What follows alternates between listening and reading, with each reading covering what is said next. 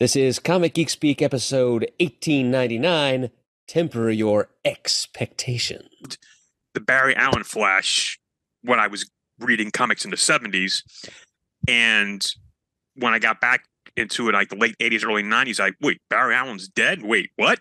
So I looked into that. And then around the same time, the Flash TV show was on the air. I love that. So I got back. So again, Wally West Flash. But I got back into Flash comics around like 40, 42, 43, the numbering of there. And then I just, started buying comics. As you can see, thousands of comics. The idea being behind when I went back as far as I did, that at some point I would just pick a point, start reading going forward. Like Action Comics, I don't know, 250 or whatever. Just read every book that came out that month and go forward. Well, that never happened. But I just kept collecting and amassing comics, so forth and so on. So, Pants, when you sold them, how did you sell them? You said you sold them in like the 80s. Like there wasn't much of a market back then. Yeah, that's when I think I might have mentioned, but that's when I got back into I was really into baseball cards at that time and trading cards. I was like 83, 82, 83. So I took what I had. It was only like a dresser drawer full of comics, Bronze Age comics, mostly DC, Flash, Justice League, Superman, Detective Batman, that I bought off of racks wherever. But I remember that I could never find on the racks the anniversary issues like Flash 300, Batman 3. I could never find them at that time. So it was not in order. It was just whatever I could find. Drawer full, I don't know, maybe 100 comics, whatever. I don't even know. So I traded into Pagoda Comics at that time out in the Toll House shops, I think for like $10 credit, and got like a 1974 second year Mike Schmidt card. Oh, wow. And then that's all. And again, I kept the DC Presents for some reason, annual #1. And like I said, but got back into comics. Still have the baseball cards up in the attic. That's a whole nother story. Won't get into that. But about half of my comics are behind me in boxes here. I don't know if you probably can see some of them there. La la la. Oh, and so I guess I should sort of mention why I'm going to get you all guys all here. Before you do that though, see, that was the problem. You kept one comic. If you wouldn't have kept that one, you probably would. You know what I mean? It's sort of like I don't know. It's like a tribble almost, or like a Kremlin or something that multiplies. Tiny acorns, mighty oaks may grow. Well, that's what happened too when I got married and we moved into an apartment. I said to Carlene, well, maybe I should just give this up. I wasn't reading a whole lot. I wasn't going to a store regularly at that point. She said, no, I don't want to see you do that. So then all these years later, she's like, crap, I should have said yes. It's all her fault. It's all her fault. Wow. There's not a chance in hell I'm ever going to blame her. No way. At least not on a recording, right? Never. Nowhere. Nowhere. I actually don't know why I kept that one comic. Maybe it was just that it was in a place that I couldn't find it and the others were, I don't know. So I kept that. But the reason why I'm always happy to talk to you guys, but this time specifically is that a month or so ago, I said, look, it's springtime. I got to do some spring cleaning because the house is just getting way out of hand. So I set myself a goal for 2 months, so sometime in early June, to have the guys assembled here come over and help me organize my comics. So slowly over the last month, I've been cleaning out this living room, getting rid of boxes of things. Right over here, there used to be a computer desk. Wheeled it out the front door, down to the street. They took it it's not there anymore. So I guess either the garbage men took it or someone in the neighborhood took it. It's out of my house, so that's fine. Trying to get some non-comics things out of here. So eventually, as you can see, I'm still working on it. Eventually, what will be left here will be just about 65 or so short boxes, which is half of the collection. Now, a couple years ago, when I first got the thing, you got to get this organized and started talking to people about it. They said, well, first, organize each individual box in order. So I've gone through these boxes again, 2 or 3 years ago, they should all be in alphabetical order. So like just a matter of grouping them together. Okay. The idea being I want to get and make sure I have an accurate inventory. I do have a database program, just make sure I know where they are. And with the thought at some point, I need to pare down my collection. It's about 25,000 comics right now. Wow. Sounds like a lot. I guess it is a lot. No, it's a lot. But like I said, half of them are here, half of them are upstairs. So these guys have, against their better judgment, decided to come and help me on a couple of weeks from now. To first of all, I haven't had any company in my house for forever. I've lived alone for 8 years. Today's actually 8 years since my mother passed away. Wow. Passed away actually just right back there. We had her at home hospice. She wanted to be at home. So if you guys are afraid of ghosts or whatever, just want to warn you, she might be horning the downstairs here. Saying, get these comics out of here. After we're all there, her ghost is going to be gone because she's going to be scared of us. That's what happens, Pants, right? So, again, I live in the city of Reading, not exactly a tourist stop. So I haven't had any guests in the longest time, other than the occasional plumber coming through to fix my sink. I think your mom liked us well enough when she was in the studio that time. Yes. That was nice. But so I need to get the house presentable, and I'm just trying to warn you guys, fair enough, that you're going to want to probably mask up, not because of any viruses, but because of I will be cleaning. There'll be a lot of dust around. I don't want anybody getting bronchitis or anything. I mean, just as a precaution, I exaggerate. So when you get here, you're not, it's not that bad. Set your expectations kind of low. But no, it'll be clean. I'm off the whole week before you guys come. I have like a nice little vacuum here. I got dust claws. I've been going around the room and everything. So it'll be clean. I'm sure it's fine. And then I've seen a lot worse. Yeah, and then we're just going to organize the comics. And, I'm open to suggestions how to organize them. I mean, I have some ideas like Marvel, DC, others. By we'll color. go from there. I actually, last week, stopped at a Golden Eagle and bought 2 long boxes just so I have some things. Because there's still some loose comics down here. But did you go on Free Comic Book Day? Actually, I was in New York City on Free Comic Book Day. I was meeting a friend up in New York, and we went to a comic art show. But I did manage to walk down to Midtown Comics and picked up. They're giving out pre-made bags of free comics. So I had there were 6 of them in there. That's nice. There was Spider-Man, Venom. There was a Clark and Lex. Mm-hmm. There was what's this new DC event with Darkness or something? Night Terrors. That's the one. Night Terrors. I got that freebie. So a couple of books just to see. I was out in the city when I stopped by Midtown Comics. Yeah, I ended up taking Ben and we went over to Golden Eagle and picked up a couple free comics like what you're talking about. And then he went through the back issues. Now he's been voraciously reading the newest Amazing Spider-Man series, but he's gone through back issues and pulling out mid to late 80s and early 90s books, just like off the hand ones that he thinks has a cool cover or a cool villain or a cool this or that. And he must have gotten 10 or 15 of them just to look through and read like what he could have done 10 years ago. Nice. But still, it's cool. He's excited. So it was fun. Just a couple of logistics for you guys. Talk amongst yourself later on how you're actually going to get here. I would suggest carpooling. There's limited parking in the city and around my house. I have a space in the back of my house. I could always pick you guys up at maybe I'll go to the studio. I don't know. Just think about that. Keep that in the back of your mind. Oh, that's a shuttle good service. That's a good idea. Yeah, I didn't think about that at the studio. I'll definitely have water for you guys to drink, bottles of water. We'll figure about lunch or whatever, but I just want to make sure you guys are well taken care of. I know, Peter, you may have... What do you laugh about, Peter?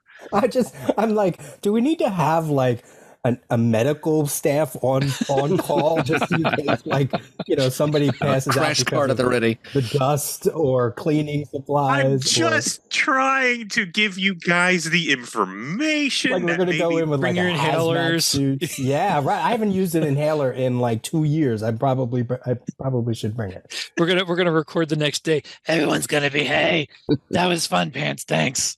We'll have to do We it should again. totally just live stream it. Just like leave the thing in the corner and just like people can hear us. Well, there has to be a time lapse video of some sort made. There'll have to be one of those at the very least. God, I better. I can't guarantee any live streaming. Although actually, I am downstairs, so I do have decent Wi-Fi down here because you can see and hear me move my hands around and everything. So that's. I especially want a camera there for when somebody opens a box and there's Jimmy Hoffa and we're like, oh my God. Or was it Prince Albert in a can? Yeah.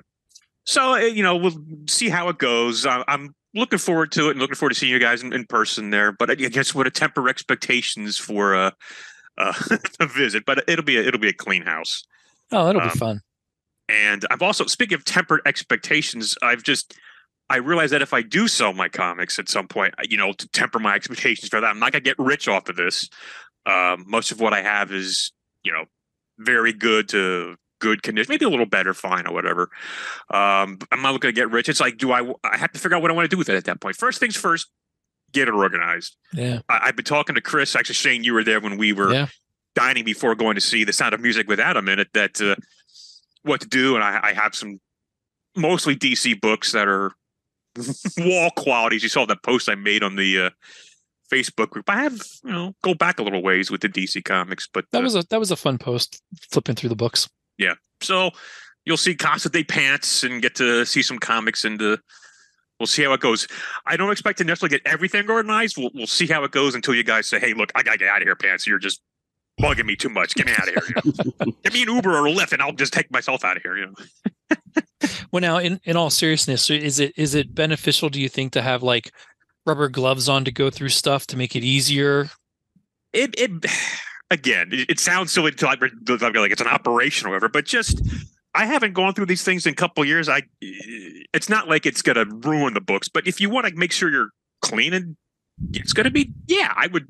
Like I know just when I've read books in the house when it's warmer out and sweat a little bit, and I read comics and not really pay attention, I leave fingerprints on some of them just with the oil in your hands doing stuff. So see, Shane's talking about like taking them out of the bags and boards and looking at no, I'm just thinking if there are anything loose, I don't want to wreck it, or if we do take it out for something, I don't want to. Oh, are they all bagged and board? Is your collection bagged? They're probably 95% bagged and board. Yeah, way more than mine is at the moment. Yeah, so we'll figure it out. Like I said, 65 short boxes. I thought you said long boxes a couple months ago. Oh, no. I know. Wow. When he said the number, but then he said short box, but he still said that was half. So yeah, it's still almost over. But that's only 12 boxes each. We make short work of that, man. Come on. Yeah. I mean, seriously, it doesn't take that long to put them in piles. See, that's what we do. That's what we do. We'll each take like our own section, alphabetize it the way we would do it, and then the indicia, right? There may be conflicting philosophies of alphabetization, of course. Have to watch that. Right. And then we could have one person decide to put it all together, and they can go crazy with that.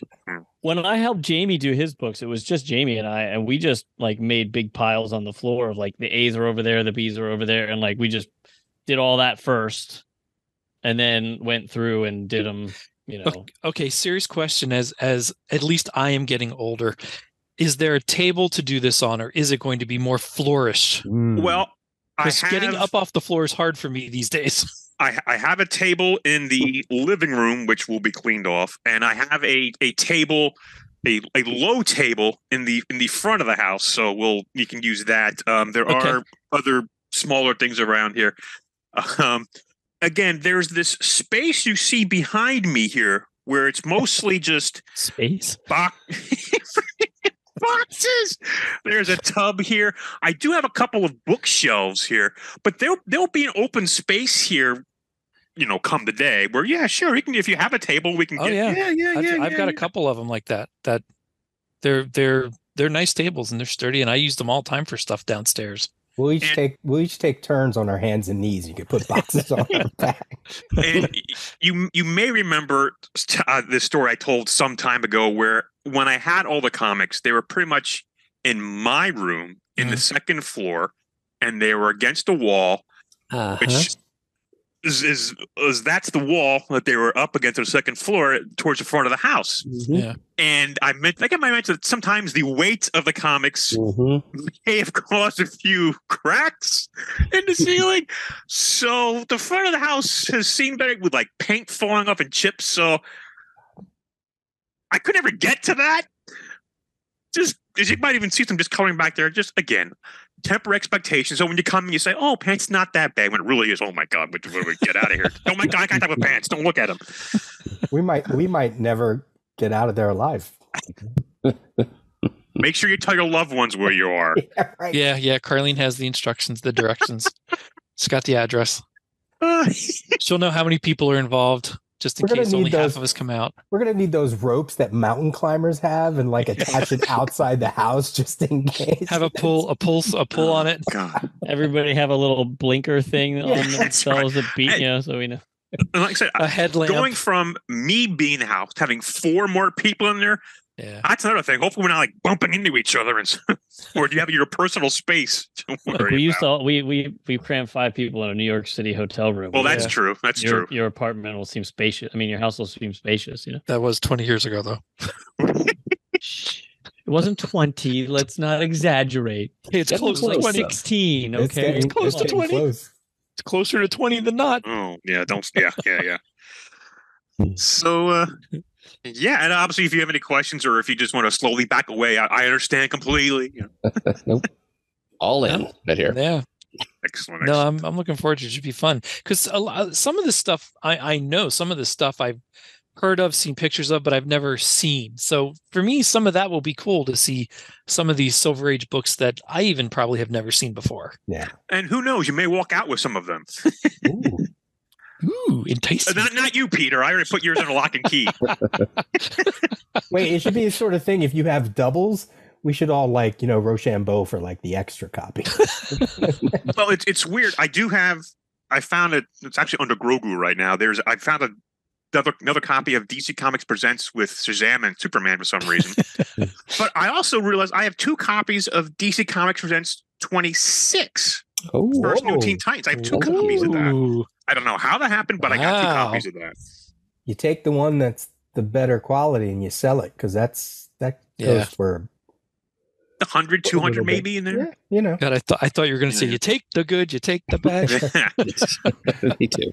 And I am also always looking just online to see like what's hot right now. Yeah. And it's like some of these comics are like, really, that's expensive. Like there's certain issues of the previous 2010s Power Girl series that are crazy expensive, mainly either because of like Adam Hughes covers, or like the end of the run where the print run was low and like a great covers, like Power Girl 27. That's like a $200 book. Yeah, if you look on eBay, it's like holy cow, selling consistently for that price. It's like, jeez, wow. And then of course there's more recent hot books like their Daredevil 9, the first appearance of Echo, Batman Beyond, the very first one, which is again that's a very expensive book from like the night. So it's like certain things here I would never think would be worth anything. It's like, well, making sure I put that aside. Sure. What was the other Marvel in the past couple months? There was either because of something that is coming out or something kind of exploded, a new character. I don't remember who. Well, there was I talk about Spider-Boy with the Spider-Man. No, it was something related to one of the movies or the TV show that they announced that they're gonna, the character's gonna show up, and then suddenly, those copies are flying off the shelf. What would that be? I can't remember what it was. I can't remember either. Yeah, but yeah, no, that'll be fun. Yes, I'm looking forward to it. And I said, you guys will be living with something. Because I gotta get this stuff out of the house. Herpes. See, I was thinking that, but I wasn't going to say it. No, I don't want to feel bad. Ebola. Ebola. Loss of a limb. Well, we have tourniquets. I have plenty. I've got that stuff ready. And so, as I've been finding certain books in the collection, again, the idea is still to read the books. I found recently, I think I might have mentioned, the Image Comics series 1963. I never read it before.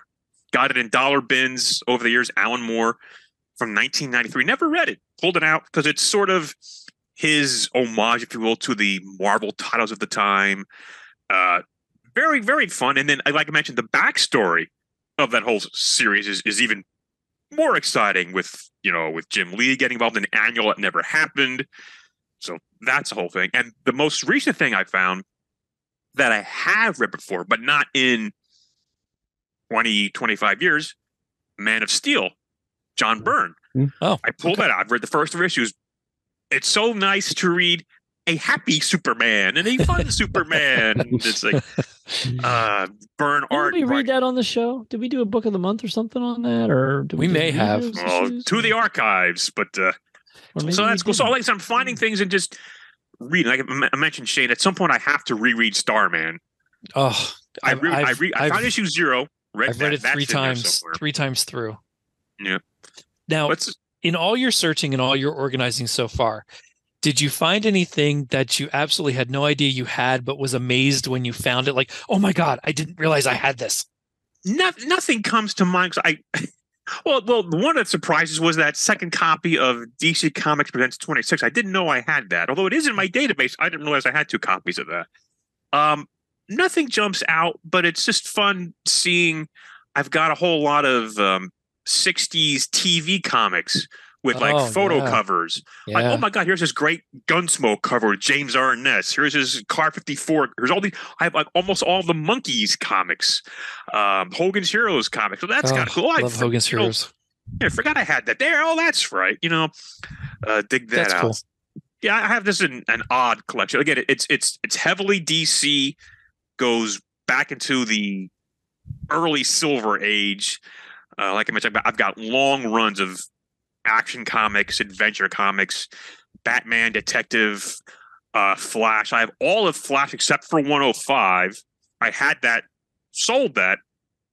But long runs of, I have like all the Hawkman, which includes the first Zatanna, all the Atoms, Metamorphos, Rip Hunters, a lot of showcases, a lot of Brave and the Bold. So again, it's a lot of DC Silver Age stuff there. Yeah.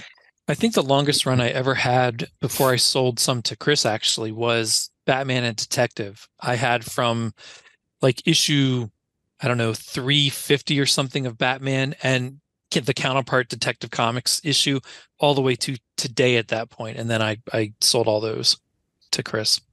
Now I have a good run of Justice League, but that's the biggest one I have.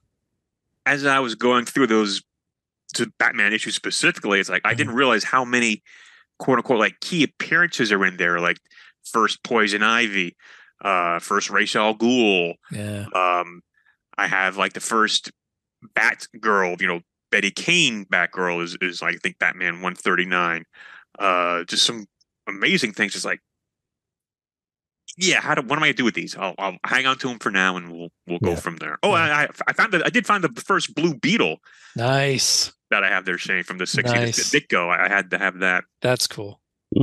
I know what I was thinking now. It wasn't Marvel, it was DC. When they did the new announcement about all the movies, there was real big speculation on Booster Gold, of all things. Wow, jeez. Like Lobo and Creature Commandos. Creature Commandos, that's really what it was. And for someone who I picked up Booster Gold off the rack, I never think that would be something that people would chase. And of course they say, it's this price if it's just the comic, and then of course it's like, $400 or $500 if it's graded, which is just crazy. That's just insane. That was the most recent buzz that I was thinking of. I've been saying that about Booster Gold all these years. But yeah, anything to get back issue prices up, everyone's looking to get to. Oh, it's this. Like try finding a back issue that has no value at all. From that era. It's like, right. Well, it's the first appearance of. it really bothers me too. Like when I hear, like I sent you, I think Bryan Pants, I sent you that video of, okay, so there's a collector.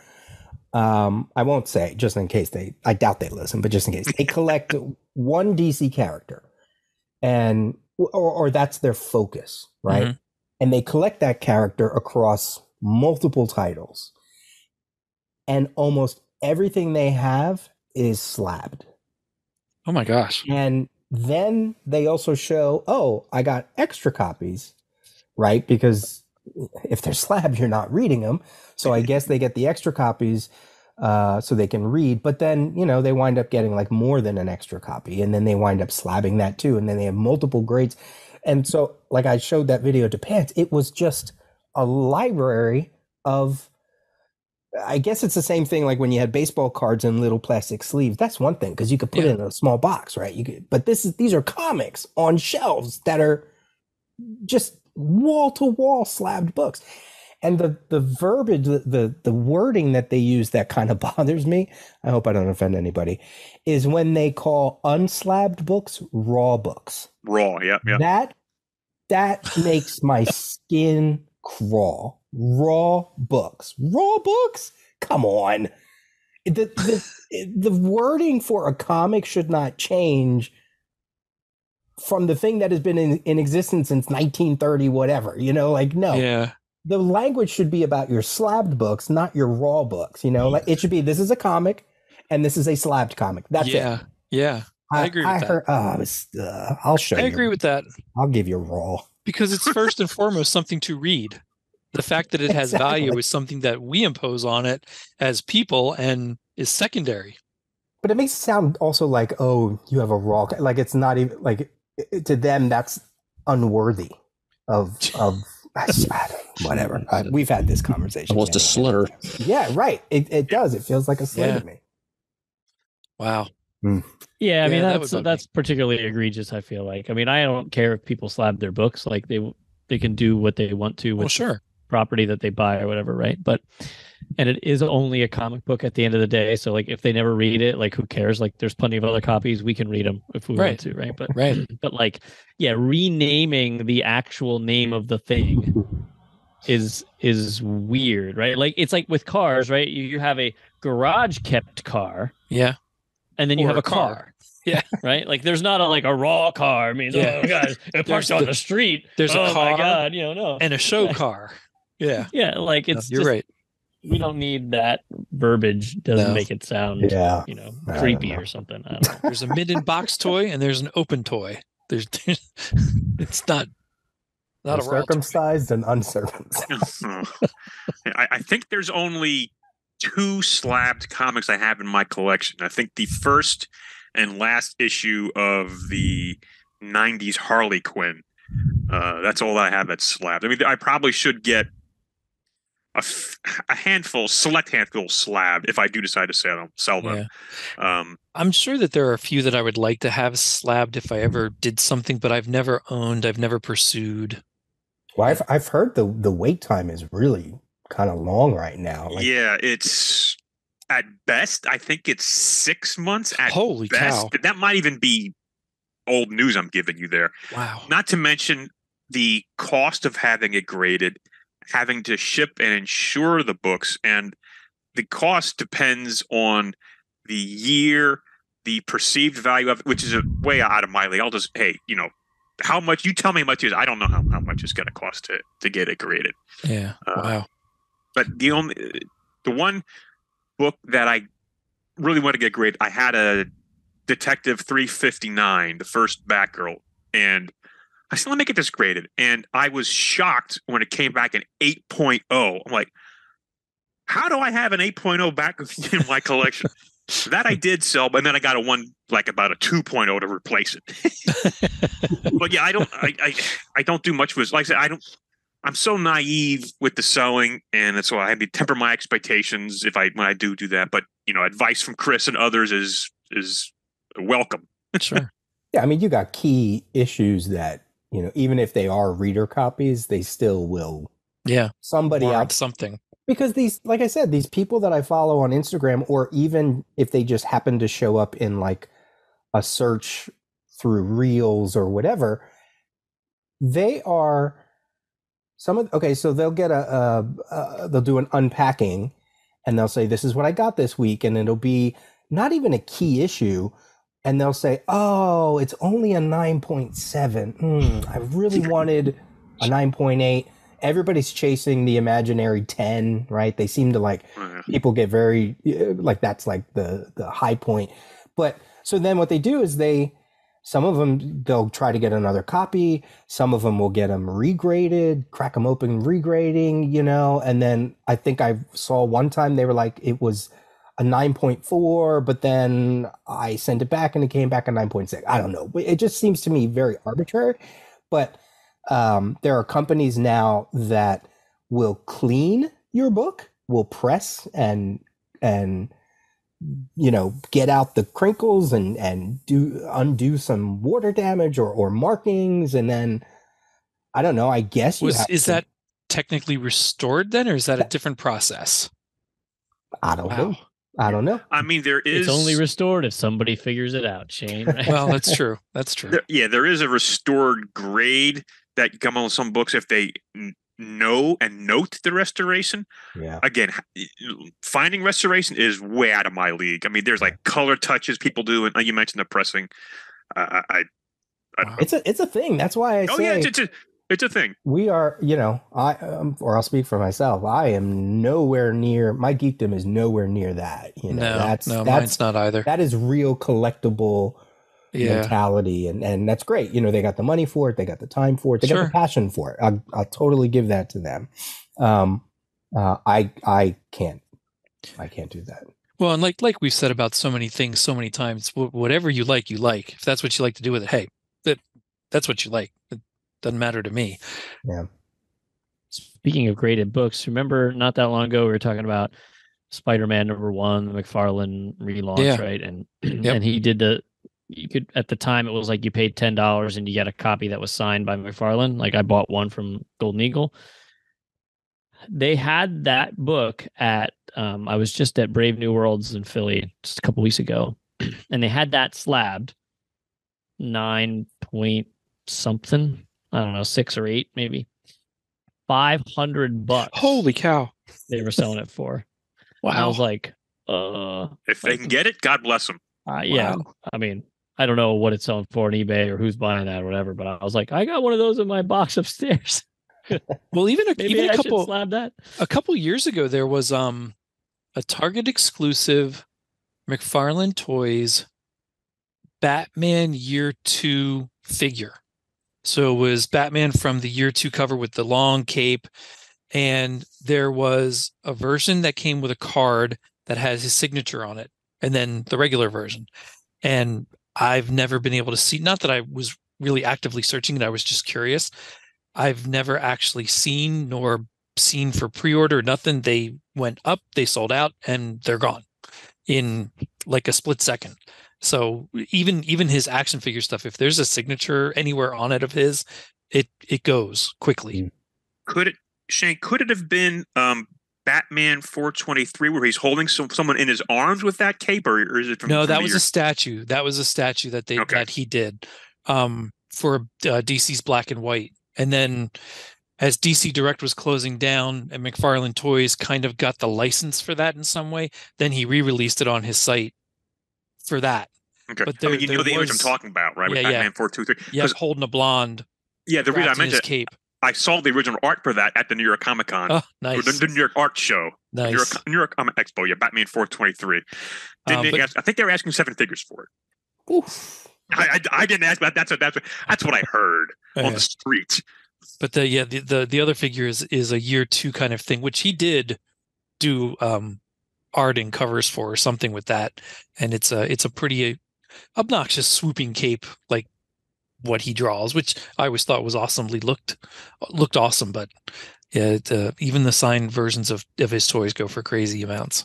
Yeah, you mentioned McFarlane. When I was collecting the back issues of All-Star Squadron, and it's like, $1 book, and then why is issue 47 so much? oh, it's this Todd McFarlane first art. I just want the book for my run. I don't care who, so it's like, Yeah, I had a hard time tracking a couple of his down that for All-Star Squadron when I was compiling my collection of that. I got that off the shelf.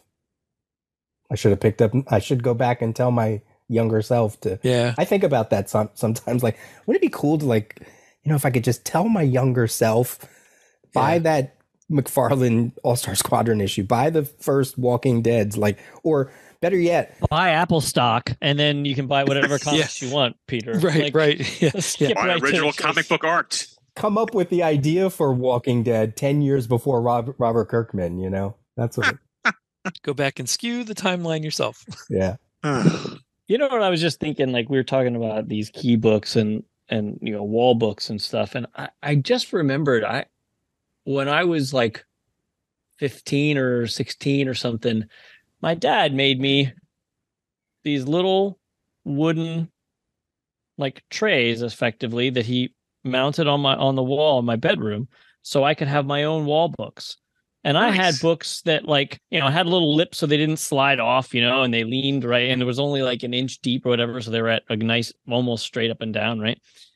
Very simple. It wasn't a fancy thing to make, but he made them. There were several of them. So I had 2 rows of wall books and I could swap them out, and I had Gru Pacific Comics #2 or whatever I had. And an early Usagi Yojimbo and whatever books that was important to me. Right. Yeah. It didn't matter if they were expensive or not. And I think that's sort of a fun thing. If I had wall space, when I get my office finally, it's I don't have lots of the comics that I used to think were cool looking. I don't have anymore. Right. But can we invert the conversation? Can we forget what the market value is? And let's talk about what our value is, whether it's just our favorite cover or one of our favorite comics or whatever.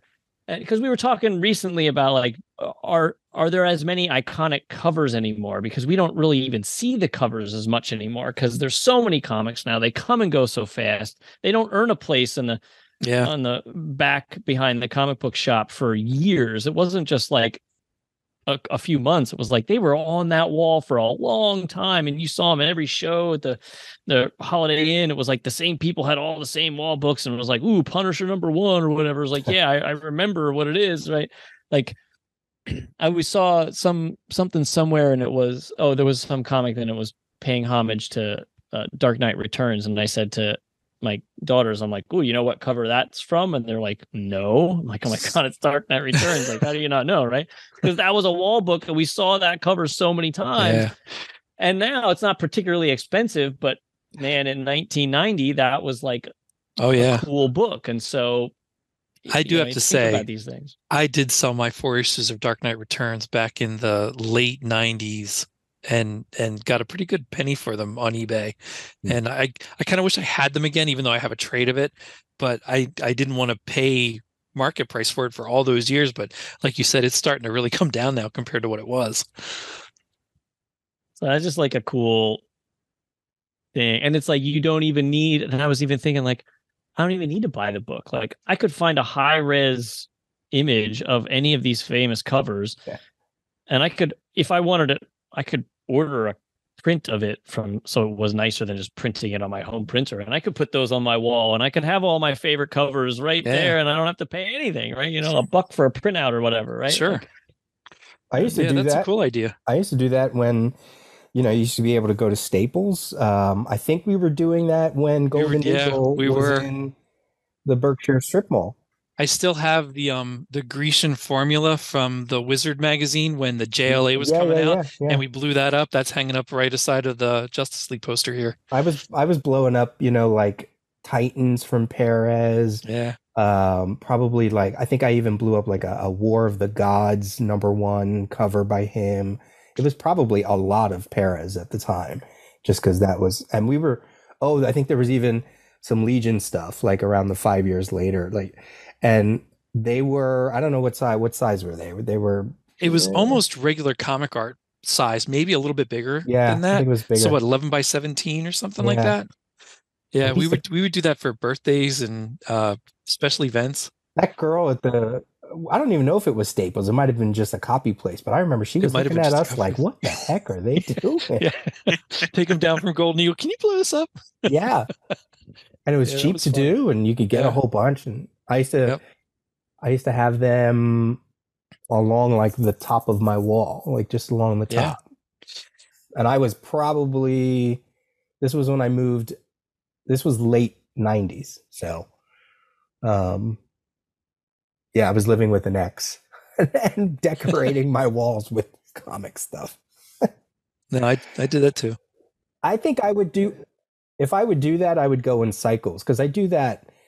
You know how like you have, like Shane always changes like his Facebook pictures and the headers, a little bit, profiles, Yeah. Like I get in a mood and I'm like, yeah, I want to see Perez, or I want to see a DC universe centric thing, like one of their posters that they may have done over the years. Sometimes it's something simple, and I just want like a collage of like Donna Troy, like I could, I think that's what I would do.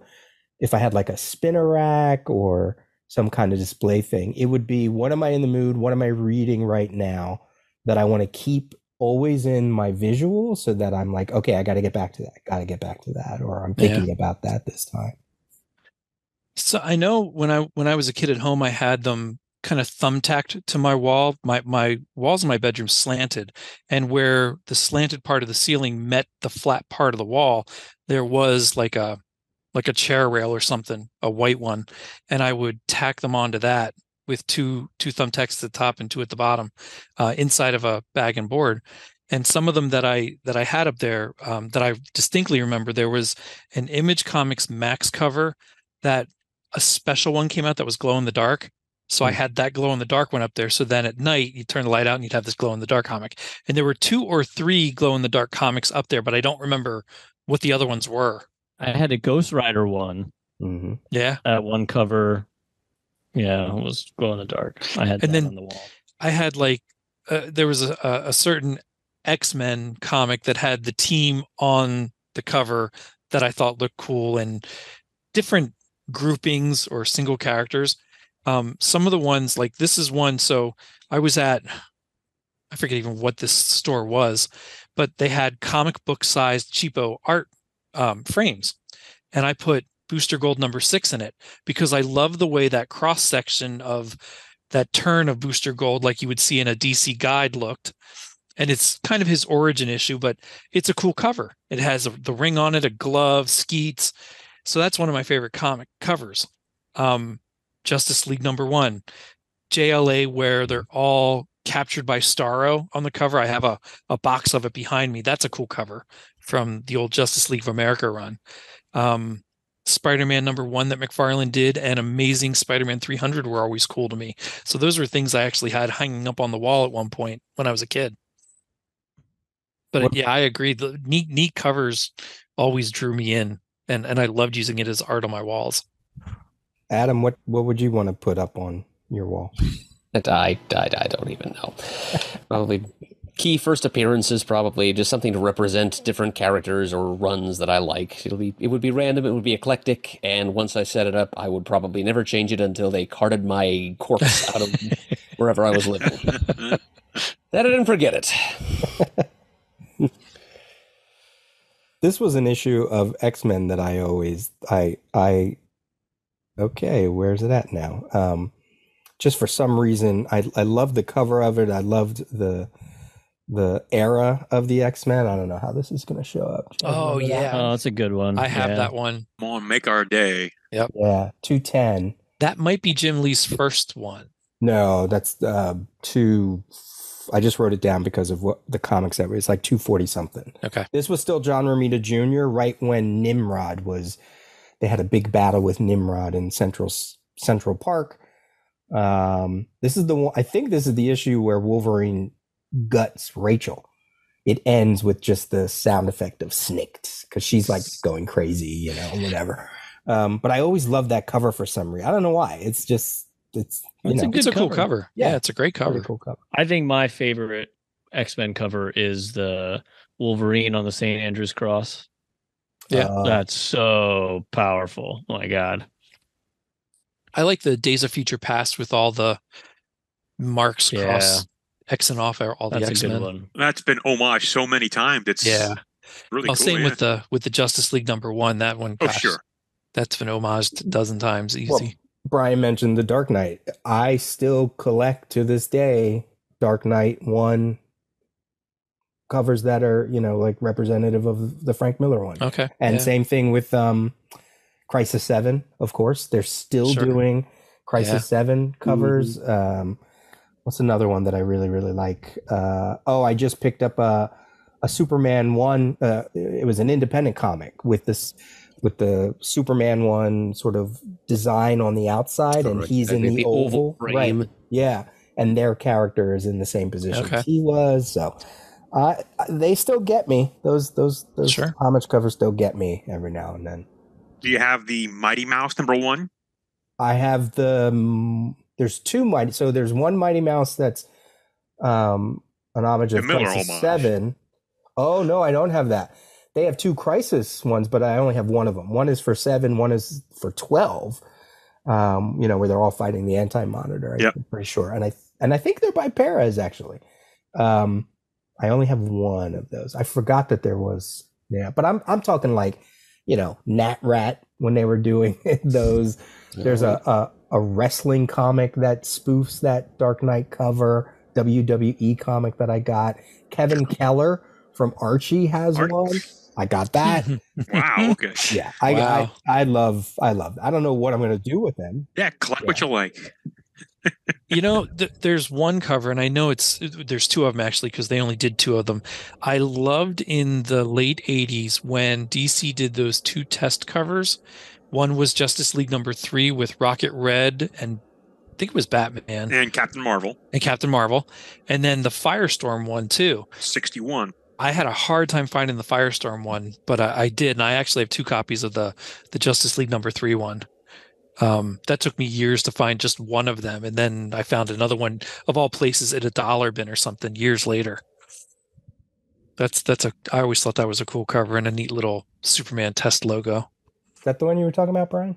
Oh yeah. Yeah, that's a cool cover. X-Men, Uncanny X-Men 251.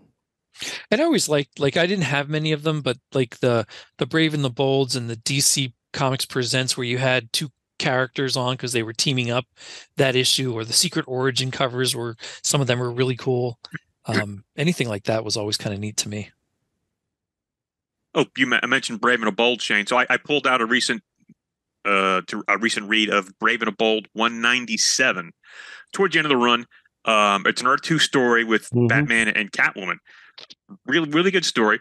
And as I'm reading it, I get to the second page. I'm reading the actual comic now. Mm-hmm. And in the second page in the lower left corner, Commissioner Gordon is holding a shoebox. And there's something written on it, which I did a double take. And it's like a triple take. It's like, what? It says Pedo, P-E-D-O. And then in cursive it says file, P-H-I-L-E, and like black patent leather. It's like, what? So it says pedophile on this box. I'm like, what? Did a little research. Apparently it was a Joe Staten joke, more about like the feet, not about the pedophile. And he regretted that joke, and it's been changed in subsequent reprints. It's like all blocked out, but like, read your original comics. You see something like that, it's like, what? Wow. I was like, crazy. Because I never noticed it before until I just reread it, because it's been there forever. But yeah, in the reprint, it's been just covered over. Well, speaking of something like that, I just heard, and I have 2 volumes. I have the first and second volume of this from years ago, of The Life and Times of Scrooge McDuck. And some of those stories are getting changed now when they reprint it. Which blows my mind, but whatever's in them. Do you know how or why? Or? I can't remember. I wish I would have saved the article, but because I was just going to get rid of them at some point, thinking, if I want them, I'll get them again. But now that I know I have copies that are kind of unedited, I kind of want to keep them. That just seems crazy to me. So, Adam, where are you exactly recording this from? I see you all like Banker's boxes. You're like in an office or something, or you're at the barn? Yeah. Oh, yeah. I'm in the office at the barn. Okay. all those boxes back there. Ooh, comic boxes? No, it's just Nope, that's not much less interesting. Just business records. oh boy. Adam, do you need a comic organization intervention too, or no? I'm not willing to admit it yet, Peter, but probably. The first step. Admitting it is the first step. I'm not going to be too shocked by what we find at Bryan's house because I live under similar conditions. Yeah, for me, it's much easier to walk over a box than it is to move it. Did anybody else do free comic book day? We didn't go, but it's like anticlimactic now because Clara works there, so she was organizing the free comics like 2 weeks before free comic book day, so it it wasn't really like How's that going for her? it's great. I mean, she really likes it. She spends like half of her time putting bags and boards together so that, because like still an astonishing number of people come in on Wednesday, buy their 6 books that week and just buy 6 bags and boards instead of buying 100 at a time and taking them home and saving, $8 or whatever and doing it themselves. So she does a lot of that. She's always like, they have tons and tons of, wargaming stuff, miniatures for games and D&D and whatever. And so she spends a lot of time like organizing them and taking inventory and, doing all that. Like that's like half of what she does, which she loves because she, is a big fantasy D&D fan. So she's super into organizing the minis, right? That's so cool. Yeah. But it's cool. I go in every Wednesday, I pick her up because she works Wednesday evening. And so then I go pick her up and like peruse the, the new bookshelf and whatever. So I'm sort of starting to pay attention to what's coming out now. Yeah. Well, it's dangerous. So this was the coolest thing that I've seen recently is there's a new like a Ninja Turtles like Ronin like mini series thing. It's oversized and it's The Last Ronin or something. Yeah, The Last Ronin, and it's beautiful, big book, and now there's a hardcover of like the first 6 issues or whatever. And again, it's oversized because it's printed at the size the original Ninja Turtles was printed at, which was not standard comic size, but a little bigger. So it's printed at that same original size. So it's really nice, and Eastman's still, or which one is it? Which one is still working on the books? No, I forgot. Whichever one of the two is still involved in the comics, and he's writing it, and I think doing the layout. Is it Laird? Or whatever. Maybe it's Laird. Yeah. Okay. I did get that Last Ronin hardcover collection of all 6 of them. I saw it. I was down in the Lancaster, the comic store, months ago, and I came across one of the issues, and I thought, man, that looks really good, but I did not want to get the issues. Because they're like $9 issues or something. I was they're waiting. Square bound. Yep. And they're prestige. Big, they're fatter books. So, but I was like, oh my God, I get a hardcover of the whole. Yep. So that's sitting there. I haven't bought it yet, but I'm like, it's going to come home with me. And then I saw that there's a Usagi and Ninja Turtles team up book coming out right now. So oh, really? I didn't know that. When that's collected, I'll definitely get that. That's new content. So I'm pretty excited about that. And then I randomly was flipping through some Marvel book, and I guess in June or July or something, they're starting there's a new Ultimate story coming out. Yes. And that looks cool. And it's Jonathan Hickman and Brian Hitch. They're bringing back who knows what they're doing. I mean, if they're bringing back it's called Ultimate Invasion, because some of the characters still exist in the Marvel universe, like the Reed Richards, the Maker, right? The evil Reed Richards from the Ultimate Universe. He's still sort of around. Mm-hmm. He's kind of the big bad of this crossover. Yeah, and it does look interesting, and it made me. I actually meant to write this down to let you guys know. Part of me wants to, not all of us, like just me, like my own craziness. I think I want to read the entire Ultimate Universe line of stuff because I've only ever read Ultimates. I never read Ultimate Spider-Man, didn't read Ultimate X-Men. I know I read something else. I can't remember what else I read. So that seems more manageable than trying to read 60 years of Marvel comics, but I could read starting in, what was it, 2000, 2001, somewhere around there. Yeah, 2000. Especially because I am interested in this Ultimate Invasion. First of all, it's Jonathan Hickman. And he said in an interview back when he revamped the whole X-Men line, he had 2 Bibles. One of them was for all of that X-Men stuff, and one of them was, oh, not for this. He's doing another thing. That's right. Sorry. He's doing another thing called Gods, and it's like an acronym, G.O.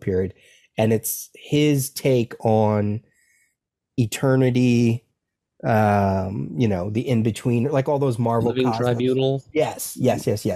It feels a little, when I look at the preliminary sketches and some of the blurb, it reminds me a little bit of, like, I think Neil Gaiman tried to do this with the Eternals, where he brings them to like human form, right?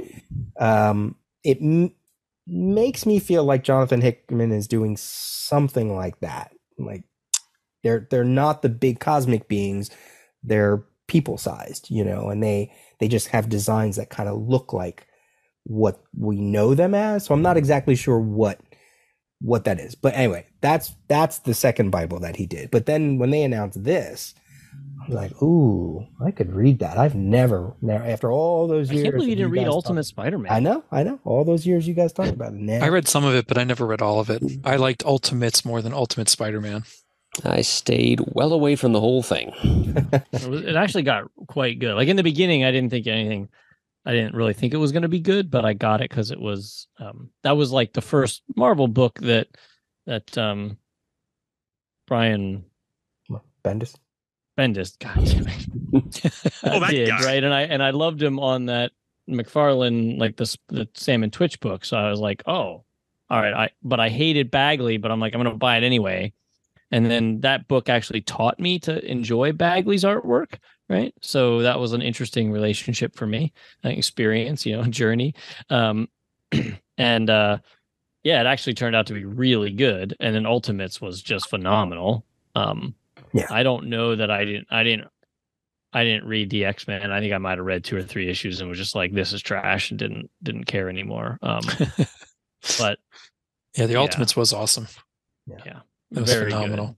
Well, when that Ultimate Invasion comes out, we'll have to see if we can see how soon after it comes out we could talk about it for anybody who manages to read it, or Yeah, I'm definitely gonna. If as soon as it should be on the app fairly quickly. Yeah, I was thinking as soon as it's on the app. Yeah, right. That could be fun. Adam, how'd your show go? Let's update everybody real quick.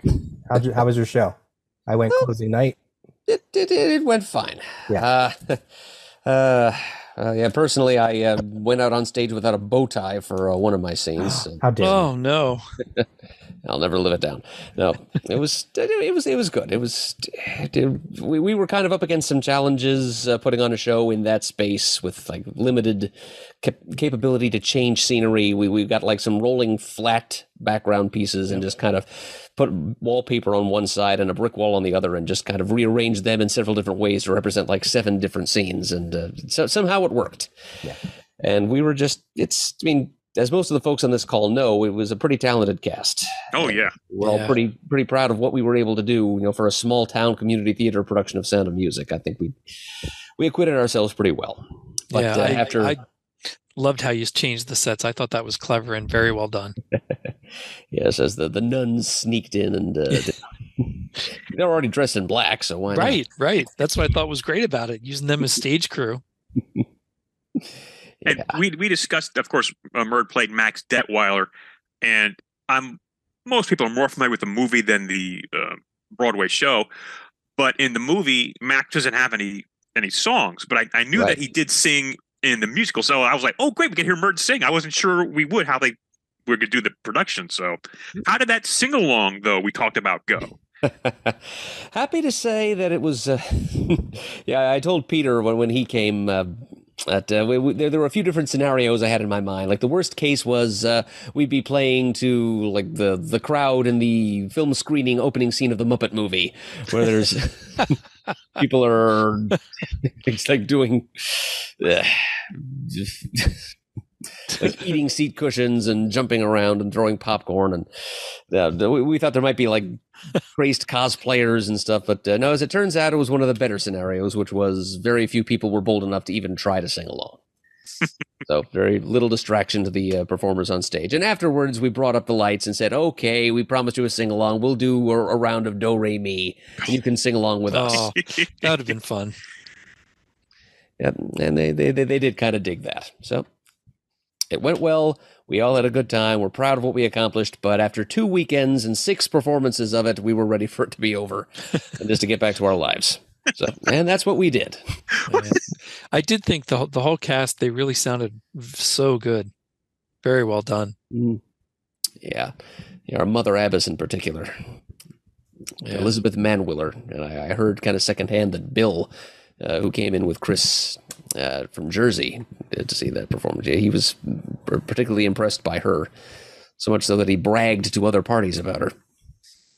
You talk about the Muppet movie with that opening scene. I was actually, Carlene and I were invited to go to a drive-in theater on the 20th of May to go see the Muppet movie and the first new Muppets movie that came out. So a double feature of Muppets. We're gonna go up and hang out at a drive-in. That'll be awesome. It's gonna be awesome. I can't wait.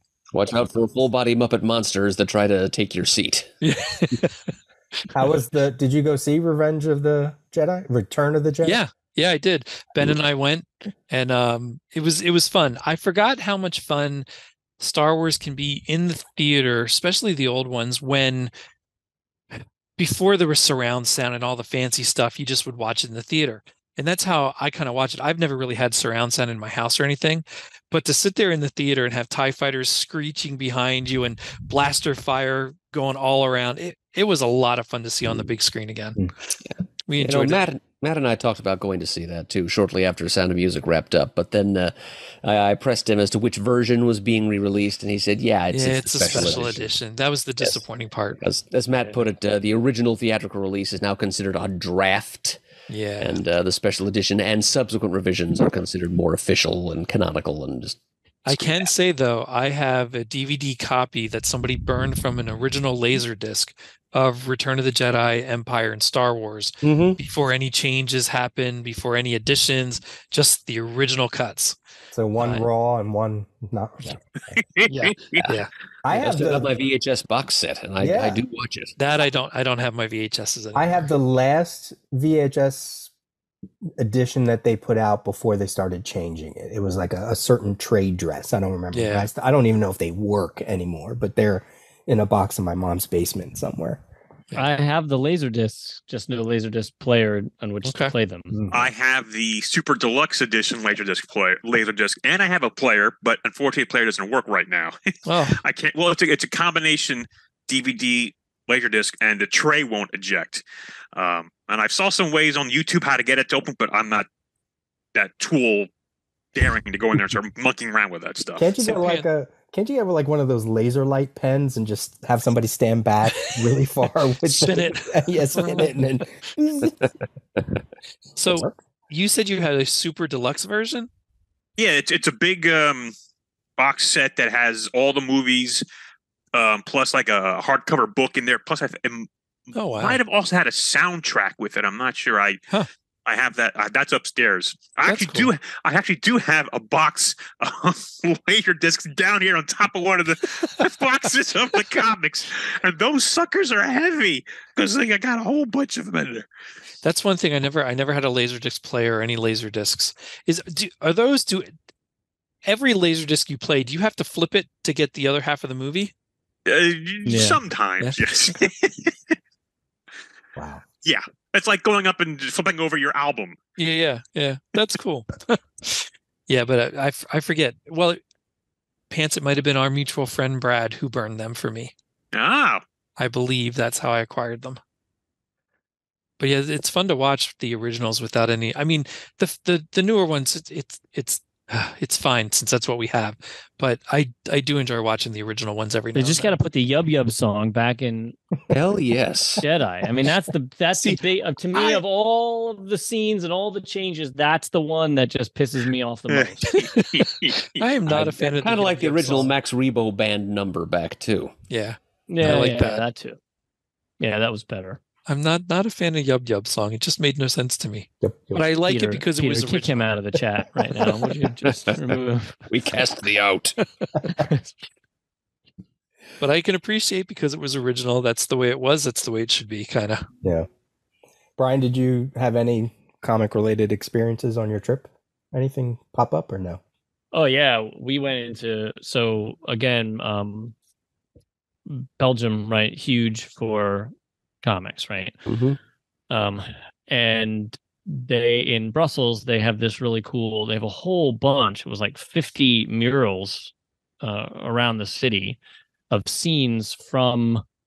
Well, some of them might be actually from comics, and some of them might just be done by the creators of those comics for the specific location. But so you go on a little walk, and you walk all over Brussels. It was like, I don't know, we walked like 10 miles or something walking around and, finding the next mural, find the next mural and take a picture of it, find the next mural and take a picture of it. And they're like multi-story tall on the sides of buildings, and they're like an end cap kind of thing, right? That was so cool. Great way to see the city. It gives you an excuse to like walk down a street you probably would never walk down if you were just doing the touristy thing. So you get to see some like just nice quiet spots. That's cool. And then we went into a few comic stores, and they're so nice, just gorgeous stores. And of course, all those, all BD is like hardcovers, like just hardcovers everywhere, and they're all oversized. And you're just looking at them and going, Wow. I need to speak French. Like it just is killing me because they have, first of all, there's so many like historical adventure comics, like World War II and any time period you want. Like there's a comic adventure that takes place in that historical setting. Like you name it, it's there.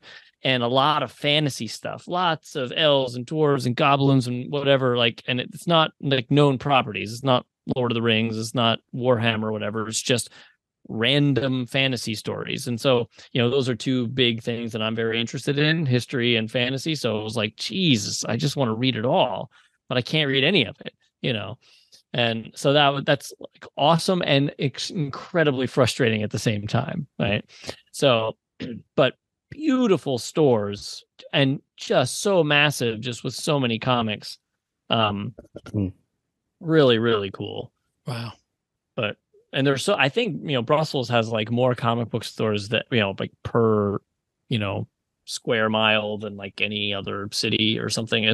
We saw a lot of stores. We stopped going in them because it was like, well, I can't read anything. So why even torture myself? Right. So, yeah, but they were everywhere. And it was really cool. Wow.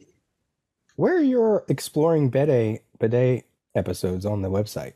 How come they don't? No, not footnotes. Are they not there? No, they're there. They don't have a drop down. I don't see it.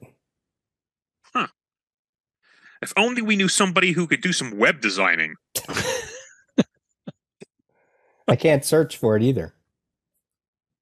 Well, the episode 1 is there. I just typed bidet. Oh yeah, I see. There's the first one. So, there's 1, there's 4, and there's 7. That's odd. I don't know where the other ones are. For those people who don't know, one of the many spin-offs. It was the first one, was it not? Oh, was it? Well, the first individual geeks to have his own spin-off, yeah. Right, because I was thinking footnotes, but that was Adam and I, so May of 2008. We're gonna have to go into CGS history because this is a perfect segue. I'm still trying to figure out that list you gave me, Peter, of all those for the first 1,000. I got to go look through that. Oh yeah, so one of the previous episodes we were trying to figure out. We must be well beyond 2,000 episodes by now. Yeah. I would think. Yeah. And so I did a recount again, just because of the first 1,000, and kept coming up with 1,002. So I was like, oh no, did we mess up? But I think what it is, Brian Pans, I think we counted like episode 25, even though it had 2 parts. We probably counted that as one episode. Yeah. I think episode 50 had 2 parts, and we probably counted it as one episode. So That's where the two. But I was like, oh no, it's all a lie. We have to renumber. Very number. Volume 2. Was that the end of your Belgium trip story, Brian? I didn't mean to. I mean, it's the end of the comic related portion, I think, right? Yeah. But don't get him started on castles, right? Oh, that would have been cool. We did see one castle. It was like okay. a new castle, though. It wasn't. Well, it was a rebuilt. Wait, is this a thing? Something happened, or? No, I just when we go to Europe, we always Like see lots of castles, as many as we okay. can. But there was only one in like our vicinity, so. This is a real quick story though. Like, so this family in the Netherlands, they for generations they owned this castle, but at late 1800s it was basically rubble, right? Because it was built in the 1500s or something, and no one had ever fixed it up, so it just basically crumbled. And this young guy, I don't know, he was like 20 or his 20s or early 30s or whatever, and his father died, and so he became like the Baron or whatever, and he got the castle, and he's like, oh man, like I want to fix up the castle, but it costs way too much, even for a guy who was a Baron, right? Well, he just happened to meet and fall in love with, I forget her name, but Rothschild, like the wealthiest woman in all of Europe. And they actually fell in love and they got married. And he was like, babe, I want to fix up this castle. And she's like, I'm in. Like, that's cool. Let's fix up the castle. So they hired this famous Dutch architect. He designed the train station in Amsterdam and like other buildings and stuff. And they spent like 2 decades rehabbing this castle into this gorgeous place, and it was amazing. And they would throw costume party, like they really had fun. She was like the first woman to ever race cars. Like, she was a wild one. Like, it was awesome. Like, you could just tell. And they had family photos and stuff from the 20s, and like they were just having fun, right? Like, they were living life and having fun and fixing up this castle. I was like, all right, that's what I would do if I married the wealthiest woman in Europe. I'd be like, we're making a castle, right? Like, so that was pretty cool. You want to do some CGS history? Certainly. Oh, lay it on us. Let's do it. We got to do 2 months, all right? So, because we missed April, and we got to do April and May, so it's not super long. So in 2005, April 2nd, episode number 7 was our first movie review. What movie did we review? Was it? City? Oh, can I guess? Am I allowed? Go ahead. Anybody? Was it Batman Begins? No. Revenge of the Sith? No. Was Revenge of the Sith, that was on May 23rd.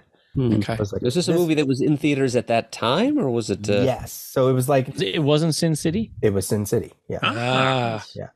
Because I think Batman Begins. Oh yeah, we did a Batman Begins one too. Yep, that was my first appearance on the show. Oh wait, maybe did I June of screw that up year. my? That was episode 30 something or other. Oh well, then that's yeah. Oh yeah, you said episode 7. That was June 2005. Yeah. So yeah, we're in, Missed it by that much. Yeah. April 20. Missed it by that much. April 22nd of 2005, episode 13. That was when we did that really big Crusaders retrospective. That was fun.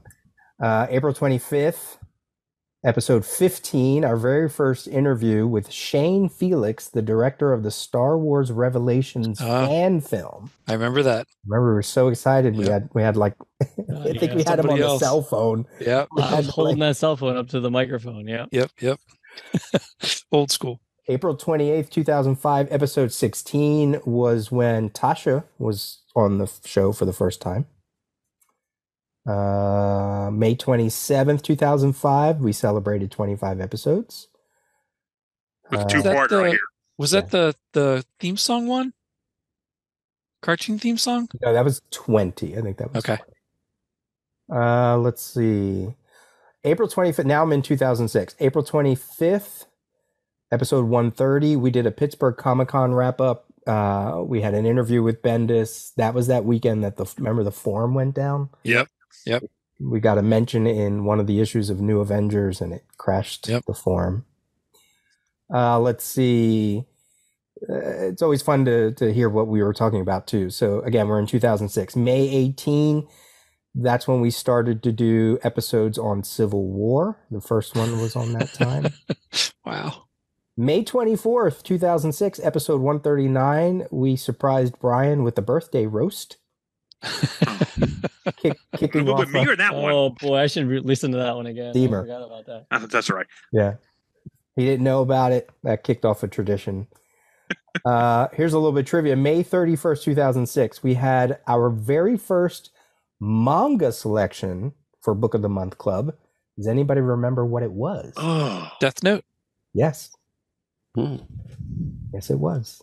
I think I read the first 4 volumes of that. 2007, April 27th, episode 247 was our big Jim Lee interview.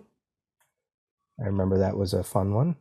I think what I remember from that is something about he mentioned farting on an elevator was a big thing of his. Oh, I don't remember that. That's what I remember, that there's something about farting on an elevator. I forgot that we interviewed him. Yeah. Well, that's appropriate now that he's in charge of DC. Right? Yeah. He just got the bump, right? Yeah. Sure did.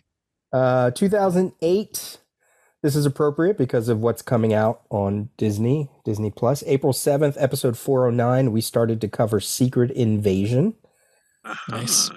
And that show's ready to drop, any month now, right? Or any week now? Yeah. Sometime soon. I think, it might be in May or early May June. or June. Yeah. Oh, it is May, right? It must be early June, yeah. 2008, May 13th, episode 437, we did the Iron Man movie review. So, CGS older than Marvel Cinematic Universe. And ever present in the Marvel Cinematic Universe. Forever included, thanks to Tom Martinek. Thank you, Got Mr. that right. That's right. That was right.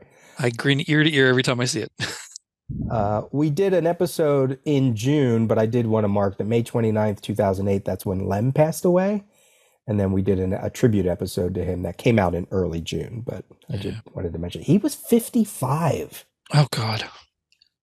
What? Really? When I saw the obituary, he was 55.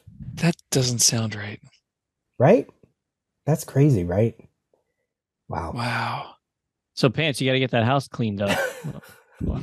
Yeah. Jeez. 2009, May 7th, episode 620, we started to cover Blackest Night with issue 0. 2010, May 24th of 2010, episode 854.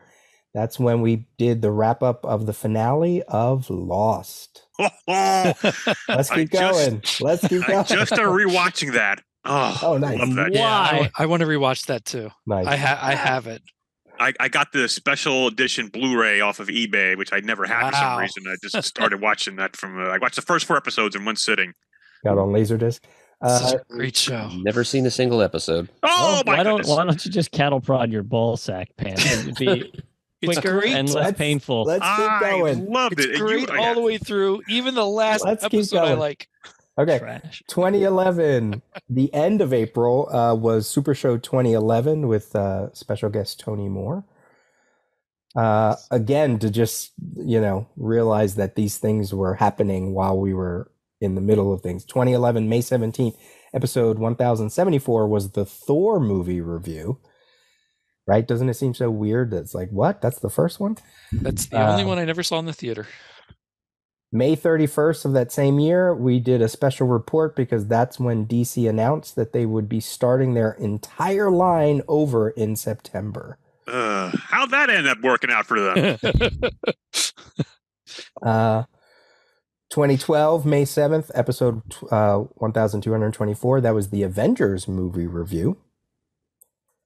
Because I think Infinity War just celebrated 5 years just recently. And then that's right.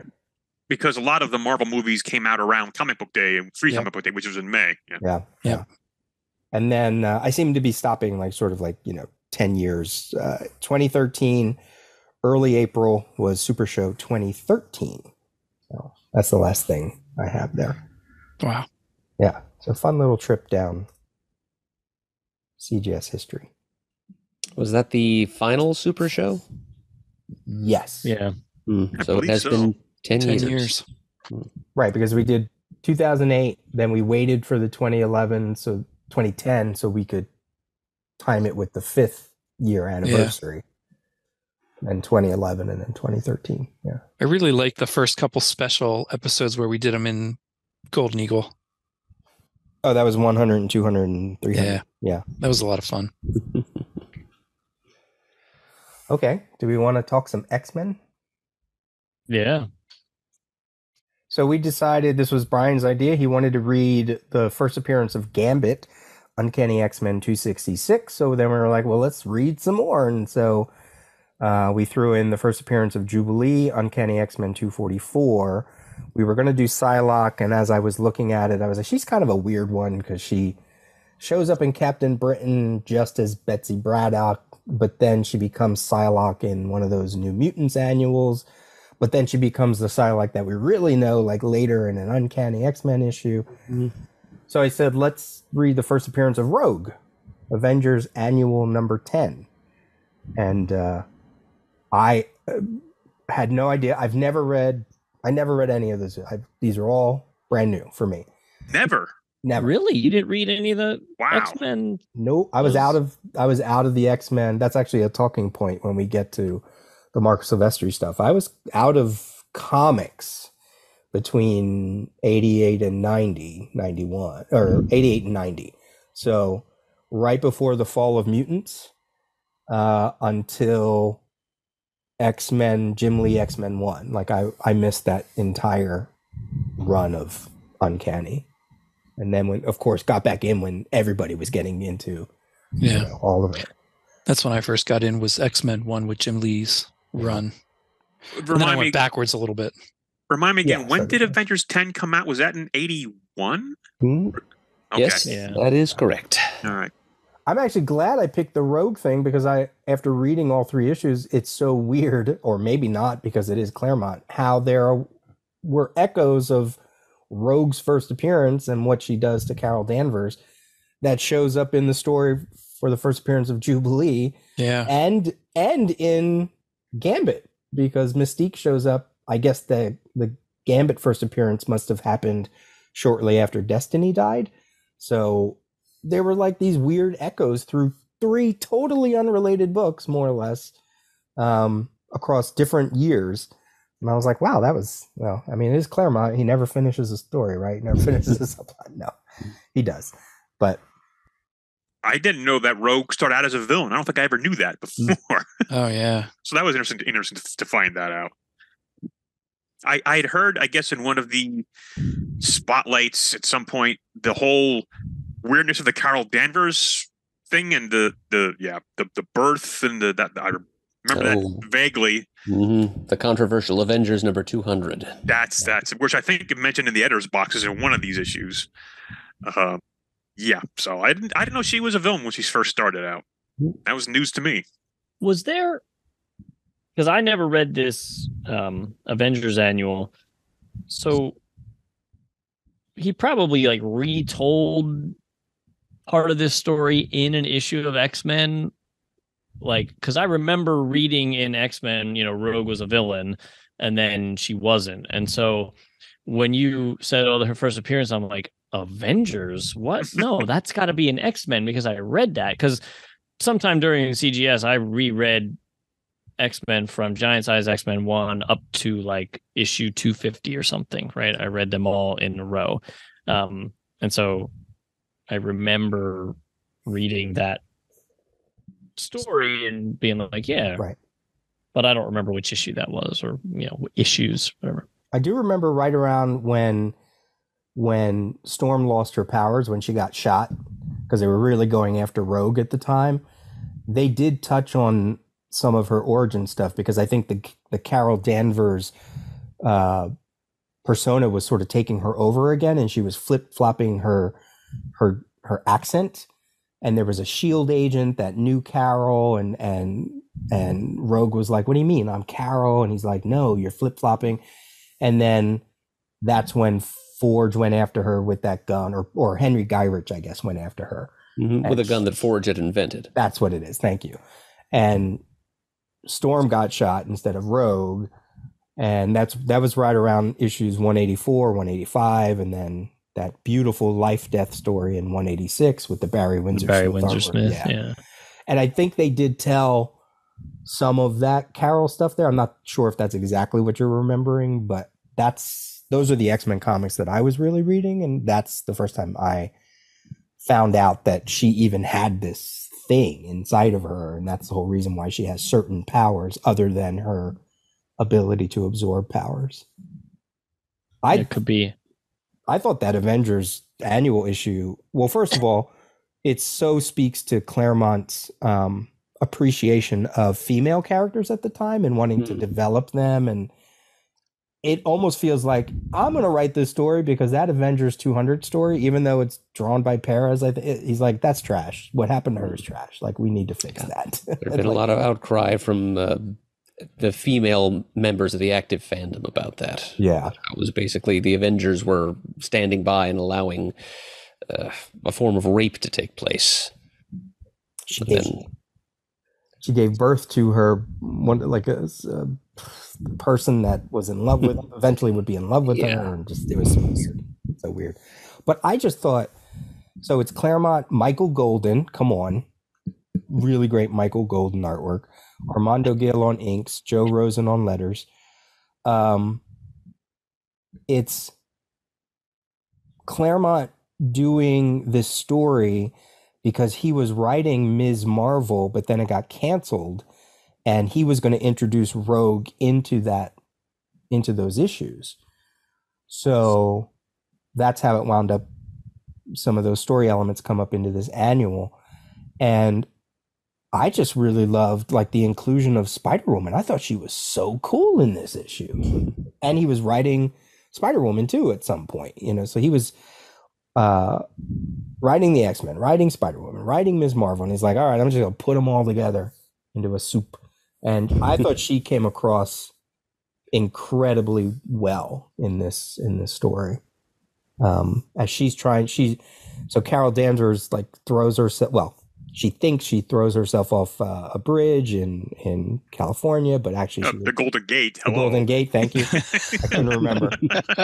But really it was because she was attacked by Rogue, this new villain who takes down the entire, like the big three of the Avengers practically, or at least two of them. Thor, she takes down Captain America.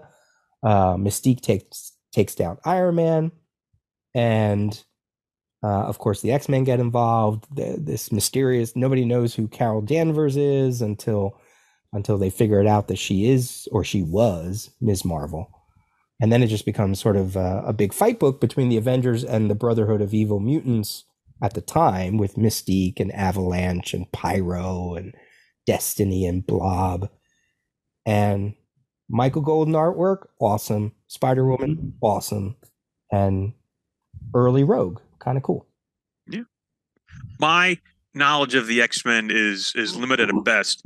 But as I was reading, when I guess Spider-Woman goes into the hospital, a little girl there says, yeah, my name is Maddie Pryor. I'm like, I know that name from somewhere, and I guess it's nothing to do with the Goblin Queen? Is that who that name belongs to? But it had nothing to do with that in this story. Right. Just a random girl, I'm guessing. Right. Okay. But I thought, wait a minute. Claremontian foreshadowing going on there. Yeah. That name sounds familiar. I had to Google the name. Like, okay, that's who that is. Apparently, he might have tried to touch on why that was in a later story, but it's one of just those like sort of happy accidents along the way. Yeah. Anybody else? What did you think of that annual? Well, I'm a fan of the cover. What do you think, Pants? It kind of reminds me of the old DC reprint annuals. Oh, sure. Yes. There'd be like little panels advertising or synopsizing each of the little stories that are reprinted therein. Yeah, I think Justice League 100 issues had 100-page issues had some of that too, not just the annuals. With all new content in this one, however. Yeah, absolutely. Mm-hmm. Yeah.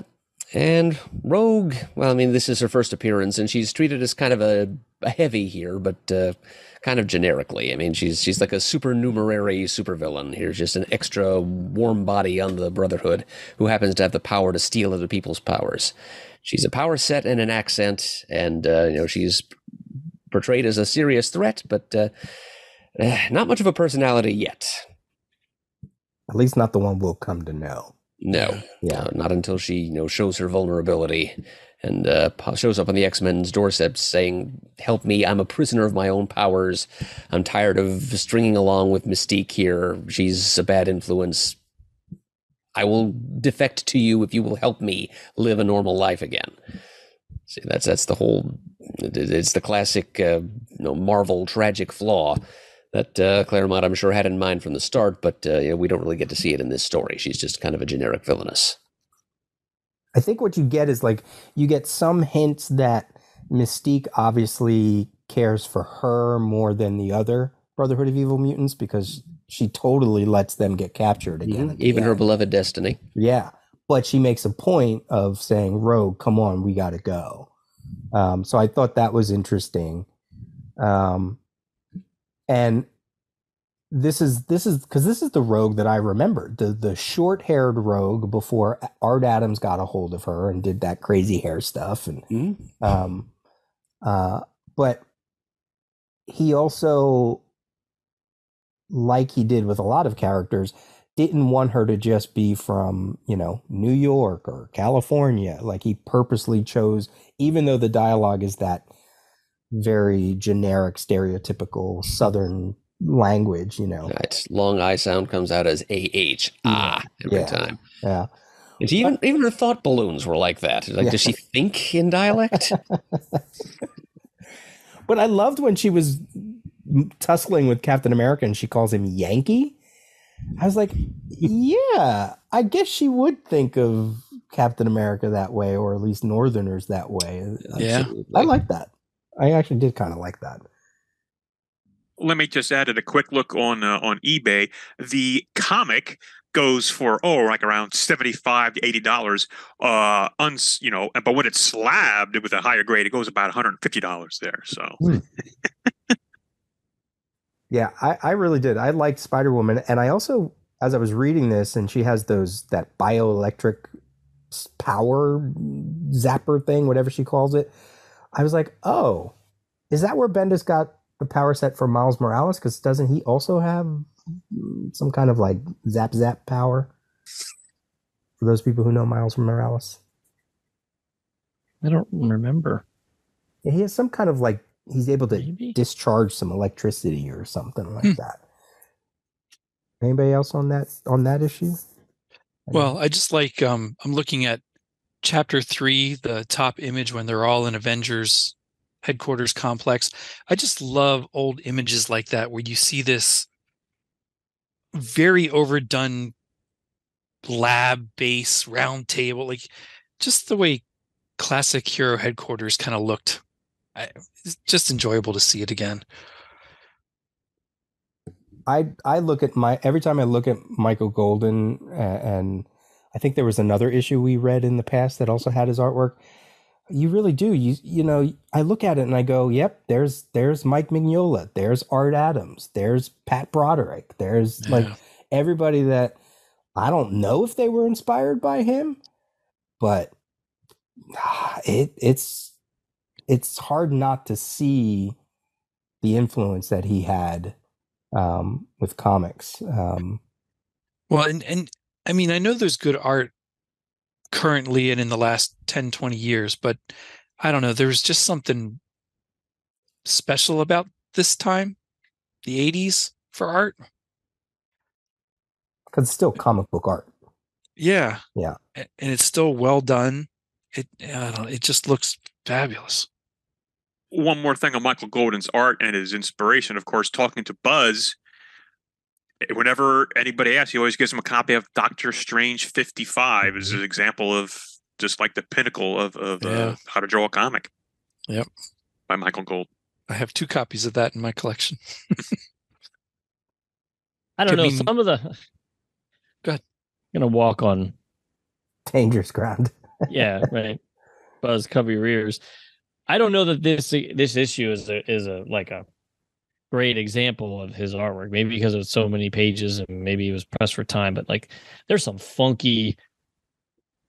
spots where it's heads are just not in proportion, and other stuff, and not obviously in comics McFarlane is king of not drawing things in proportion or whatever. But it looks good, even though it's not anatomically correct. There's some spots in that issue where you're just like, what in the hell is even going on there? And I was like, there was parts where I'm admiring the art and other parts where I'm cringing because it's not great, right? And so just that like caught my eye because I was like, oh, Michael Golden, and then I'm like, oh, look at it, oh, look at that, oh, this is cool, oh, that's awful, and like so I was really torn where I was like, I don't know whether I wouldn't say that I loved the artwork in this issue, right? Mm-hmm. There was enough discrepancies that it like left a bad taste in my brain, you know. I don't know.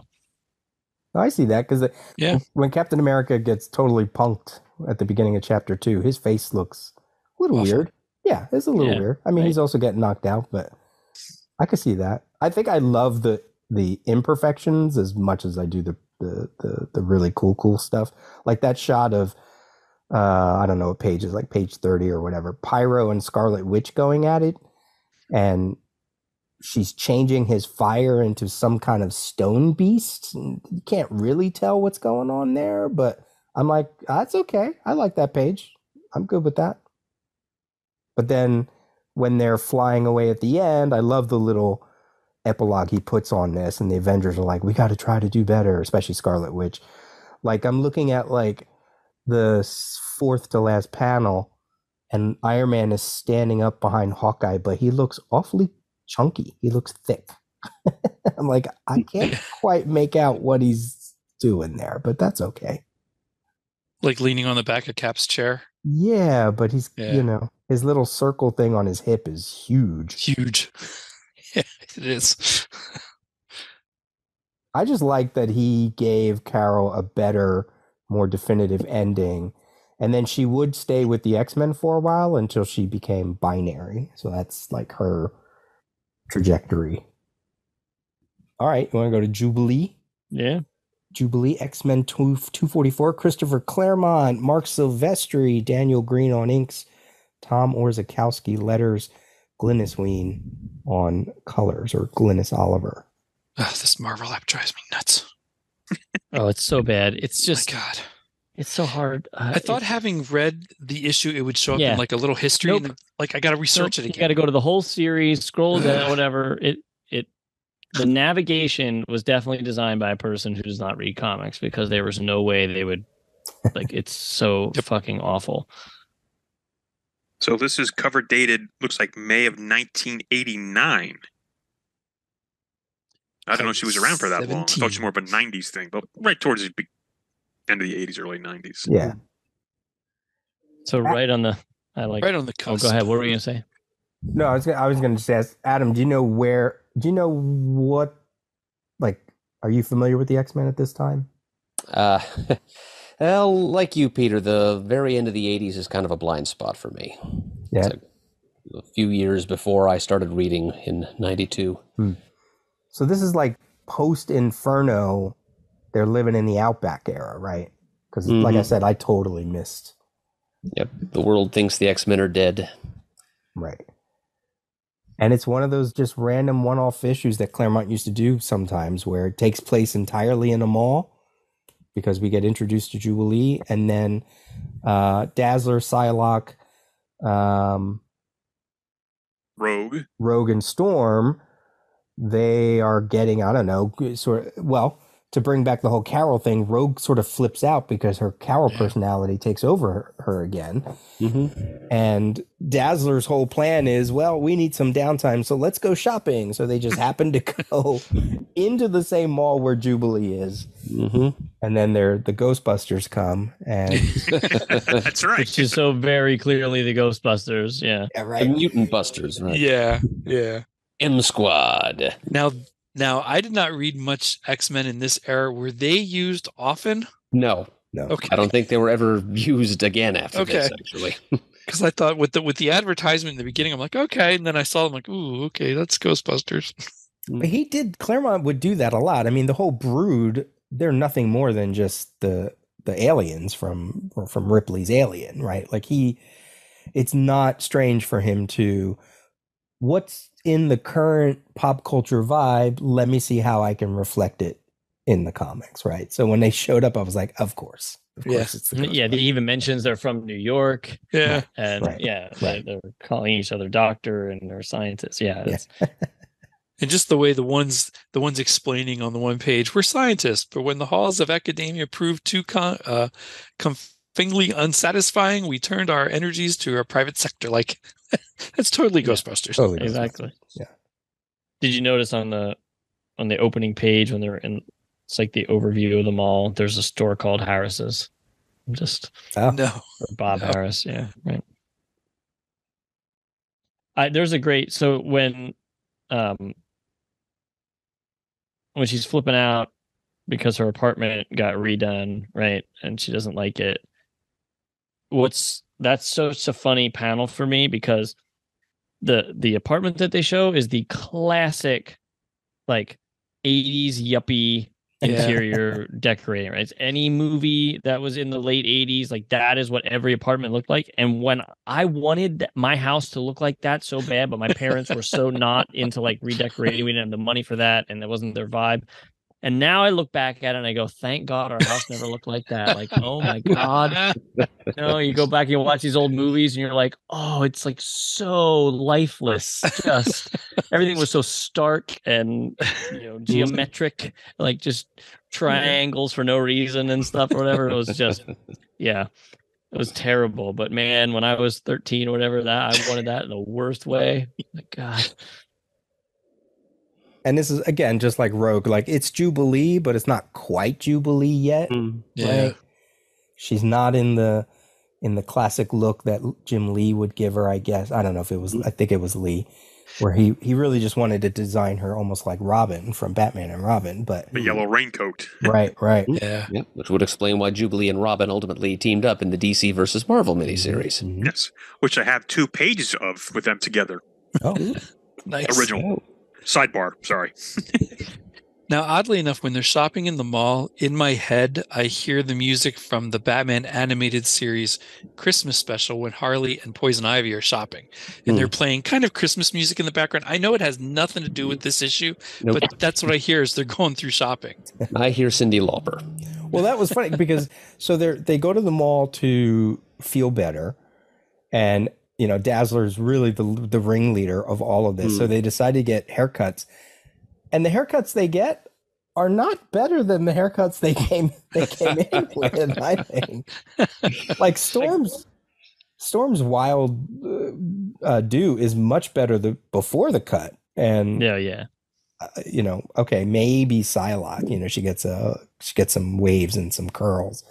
Now, not knowing my X-Men history, I thought I was going to see the Storm Mohawk at this time because I didn't know when that came in. I thought, oh, okay, it's a different haircut, but it's not the Mohawk. No, I had the same thought, Brian. Sort of a mohawk. It's like the sides of her head are still shaved. The beginning of the Mohawk. Right. yeah.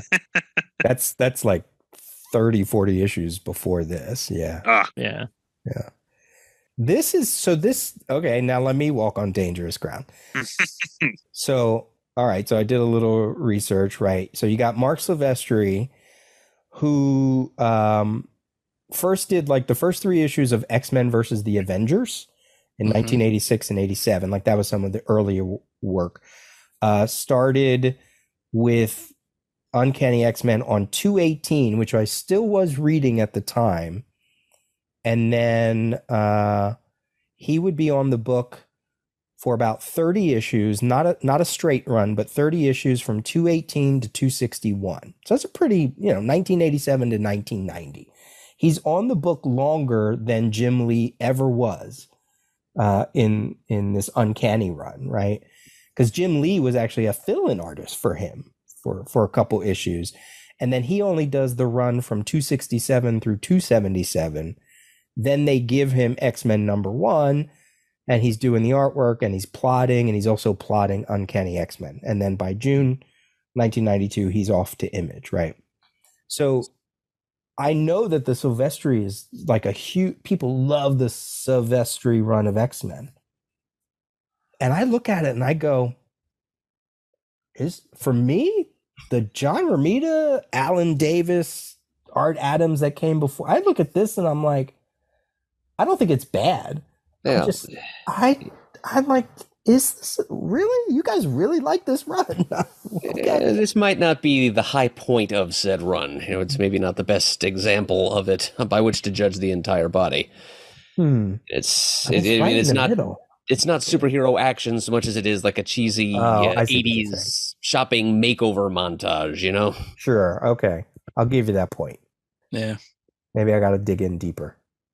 I think because I wasn't a fan of like, they weren't my X-Men, right? It's not Colossus, Nightcrawler, Rogue. No, it is Colossus. I mean, yeah, but you had Longshot, Dazzler. I was like, no, I don't want to read them, Yeah, I don't know. Maybe you're right. I think maybe this isn't a good representation of why the Silvestri run was so well loved. I think with any of the X-Men, I think because my experience, right, because I didn't read any, like, I started reading X-Men in around here-ish somewhere, right? Probably closer to the Gambit stuff than this. But like I said, I did that reread where I just it was a first read for me, but it was old issues, right? When you read this like consistently, it's about the story, right? I mean, yes, I like some artists better than others, right? Like I don't like Dave Cockrum. It's like I know he did a lot for the book, but I hate his artwork, right? Like whatever. And obviously, the Byrne stuff is beautiful because I just love Byrne, and then John Romita I love, and then there's some other stuff that's like so, but then Silvestri starts to get into that modern, that Image look before it was Image, right? He was like the first one who started giving us that look, and so like at the time, it was probably really important to you, right? But if you're just reading X-Men month after month after month, and the story is evolving. A couple issues where it's not your favorite character doesn't matter because the story is so big and it's so connected and woven together in so many different ways that you're just like riding that wave, man. Right. Like I know it's a hell of an endeavor because these fucking things are wordy. But if you sit down with Giant Size X-Men and just start reading, it is a hell of a story. It really is. I'm doing that, but it's been real slow. So I'm only at Byrne's second issue. When he when Weapon Alpha shows up, and it's been great. It's been really great because I do know an era of X-Men. So to go backwards and go, I can see where this is going to develop into a later story. I can see how Cockrum's art informs Byrne's art. That'll inform Paul Smith's art, and then Romita, and et cetera, et cetera, et cetera. But it's a huge blind spot because, like I said, once Fall of the Mutants came, I was out of comics. I read, like Shane, I went back and picked up like a lot of Jim Lee stuff right before X-Men 1, when they were still cheap enough to buy. I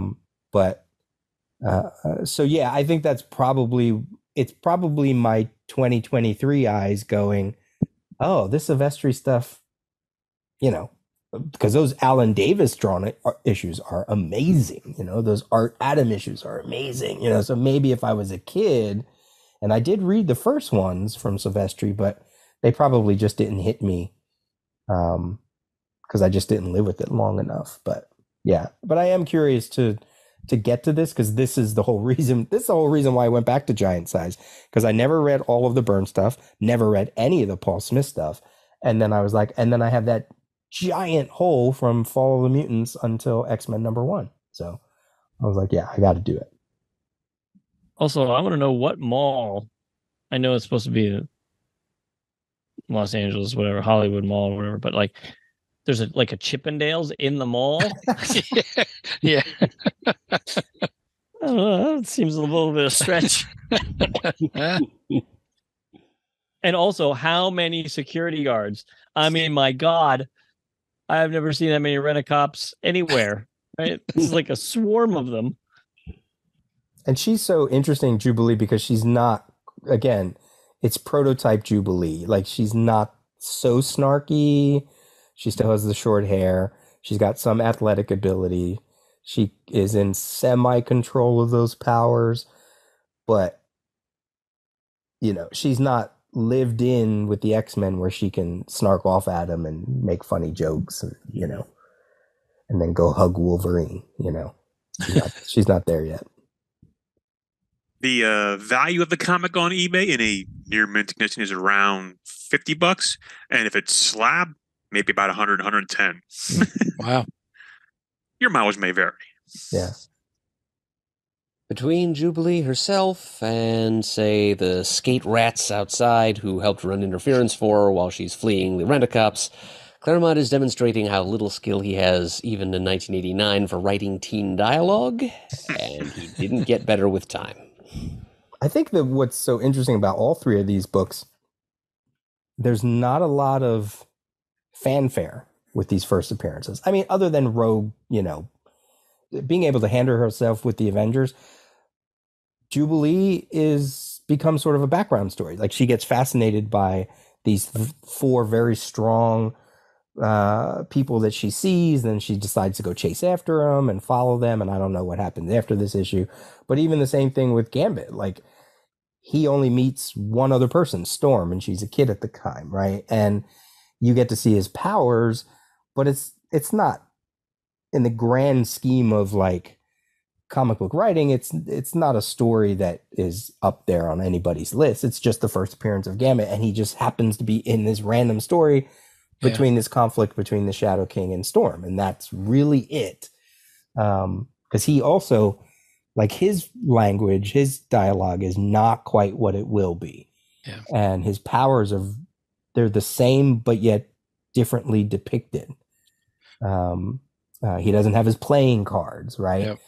There's a lack of communication between the Kubert cover and what he looks like in the interiors, when it comes to the costumes. Like, there's like some minor differences here and there.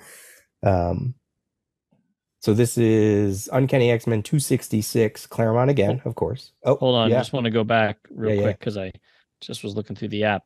The next issue of X-Men after the Jubilee issue is guest penciled by who? 245. Rob Liefeld. Oh, I didn't see that. Wow. There you go. Just thought that was curious.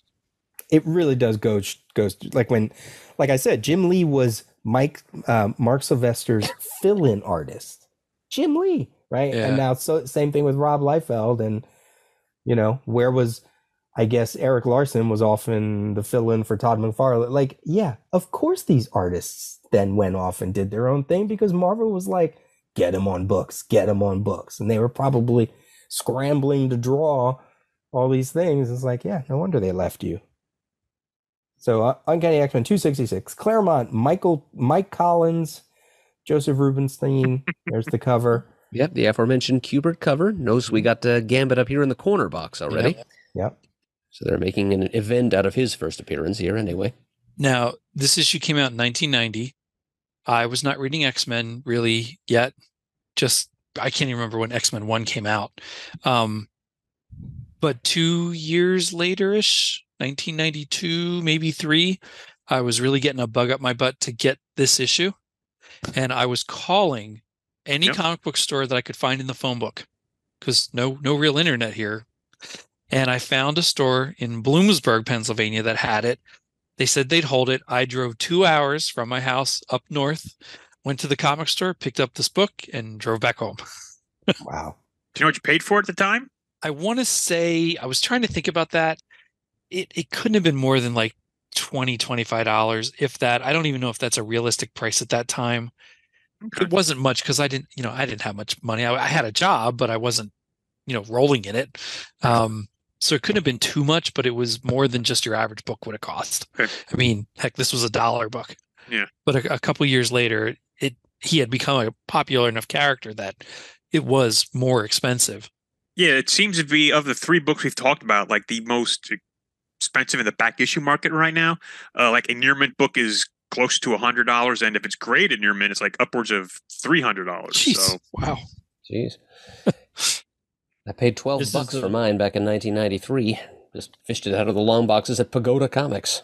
Oh, wow. I bought this off the shelf. This is when I was reading regularly. But this is the one book that I own that I've contemplated getting Slab because I might get my money's worth out of that, but we'll see. And it looks like they were publishing this twice a month at this time frame. They were going through a huge run of that with Spider-Man, X-Men. There was a few titles like that. It drove me nuts.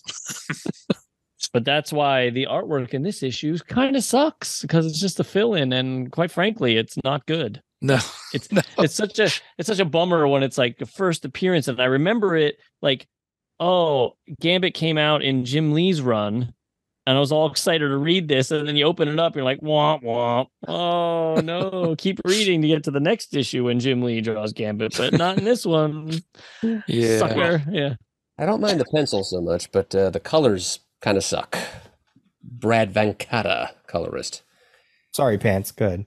That's good. I was just going to say that Shane, Mike Collins has done a lot of work with Doctor Who as a storyboard artist for the TV show. Oh, I didn't know that. Yeah, there you go. Oh, wow. The more you know. He also did, because I didn't recognize the name at all, and he did Spelljammer. He did Peter Cannon Thunderbolt in '92. He did issues of Dark Stars, which I really liked. So I was like, oh wait, I liked that book. So I don't remember him. He was sort of one of those, like, they put him on a title for 2 issues and another title for an issue and another title for 3 issues. He didn't really have long runs on things. So yeah, it's a very underwhelming issue. Art, and I don't think it's like, I don't hate it. But the story itself too, I'm sort of like, I don't even know what's going on with the story. You got Orphan Maker in it. You got Shadow King. Storm's a child. They're in a random millionaire's house. I don't know what's going on. Yeah, right. Yeah. Was this a result of too many books coming out? Of all twice a month? Of all the times for Claremont not to put exposition, I was like, really? Now you're not going to do exposition? Burn. Why was Gambit? Why was this issue like? I understand it later, and especially because of the animated series, but like, is it because he wears the coat? Is it because he smokes? Like, I wonder why he made such an impact. And maybe it's not so much this issue. Maybe it's the Jim Lee artwork later. Oh yeah, it's definitely not this issue alone. Yeah, no. I think it's the cards. I think it's the Jim Lee artwork and the coat, the bow staff, the way he looked. Yeah, that was the cool part. And then you found, oh, he appeared here. Let's get that. Oh, what is this? Where are the cards? Why does he look weird? I mean, still recognizable, but it's just not the same. I mean, the first panel where he makes his first like full appearance, like his hand is all teeny tiny, his neck's like down, his head's like down, he has like no He's neck, like hunched over. Yeah. It's like, what? It's weird. That's his grand first appearance. It's awful. Yeah. And because of the way his thumb is in the fingers holding the cigarette, it looks like he has like 6 fingers, and I'm like, what's going on? Who does that? Like, what is going on with that? Well, I guess you could say in the grand history of X-Men characters, Wolverine wasn't Wolverine right away either. No, that's true. Maybe this is what happens.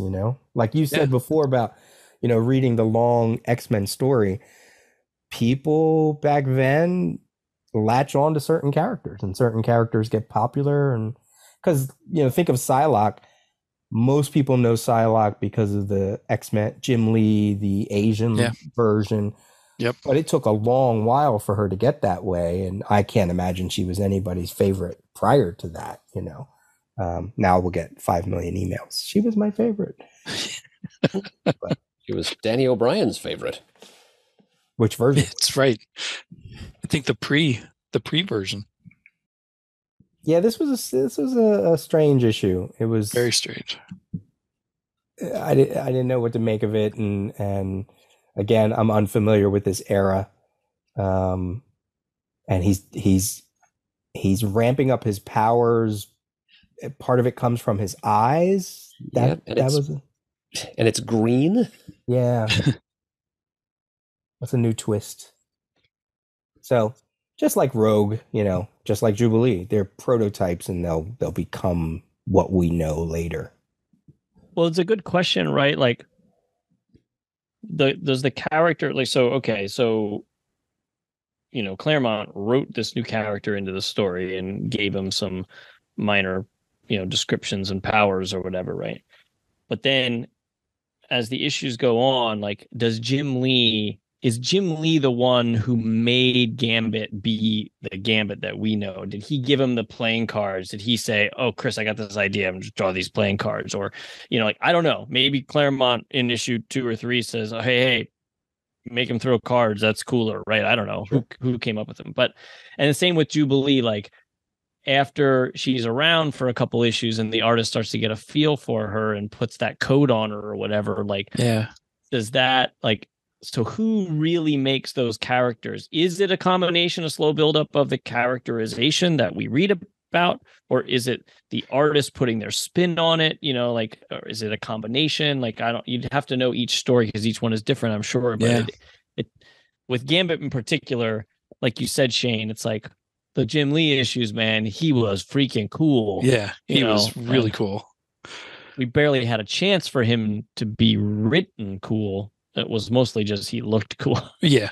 He looked cool. And the playing card thing, it made sense because it was something that was cheap, easy to carry around, and Gambit could energize them and throw them. And that makes sense. People throw cards all the time and make them sail pretty far.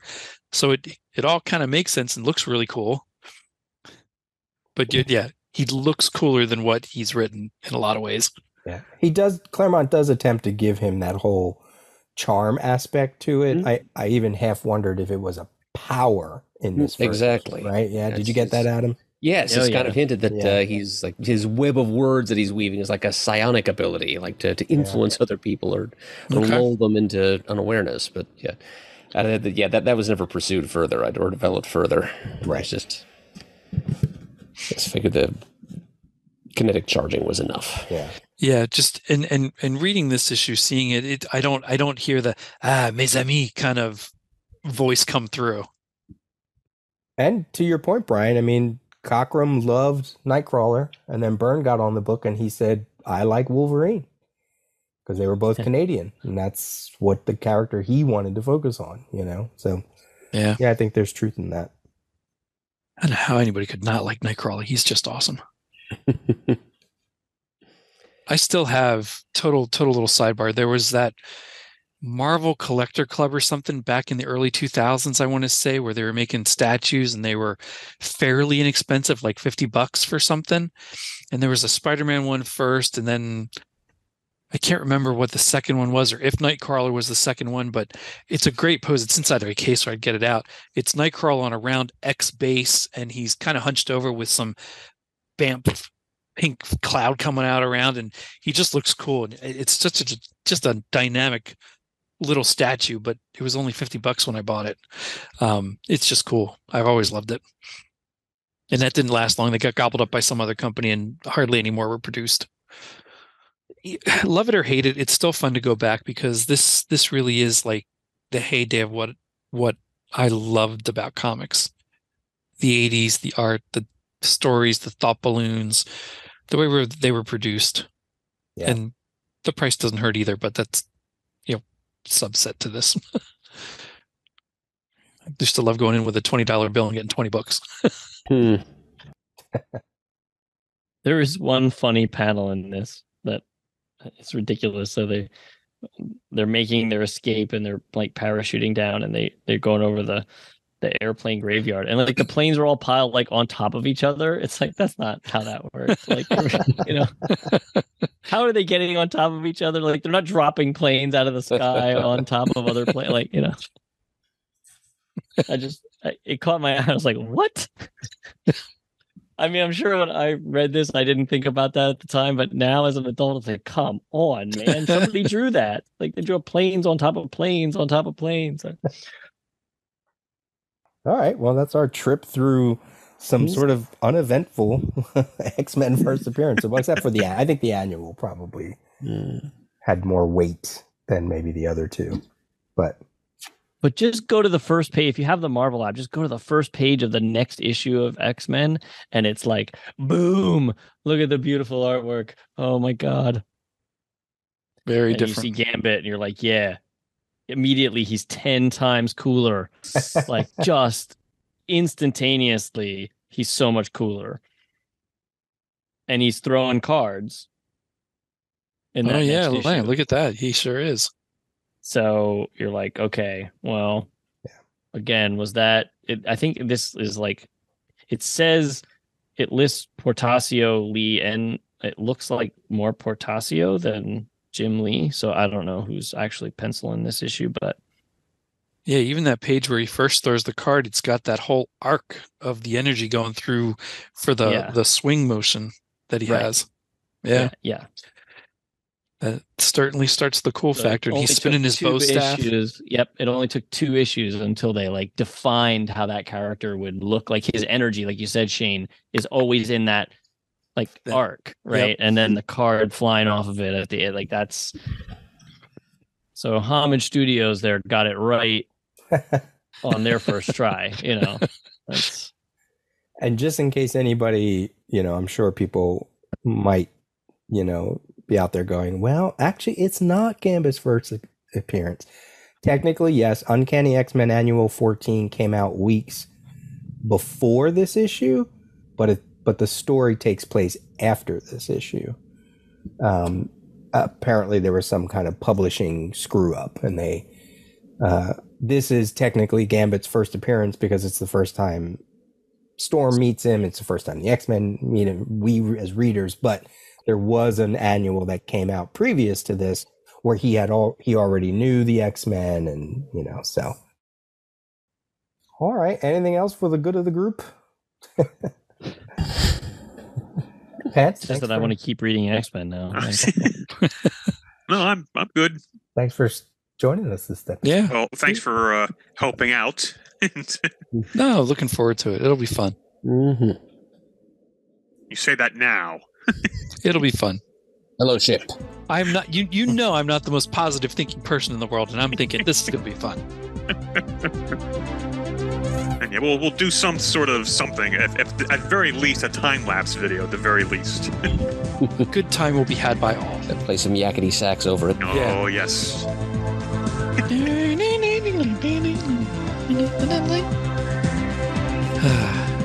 And then Pants is going to show the Go-Go Girls coming through, bringing drinks or something. Like Benny Hillish. All right, gents. That was fun. Yes, it was. Yeah. Thanks for joining, Pants. Oh, you're welcome.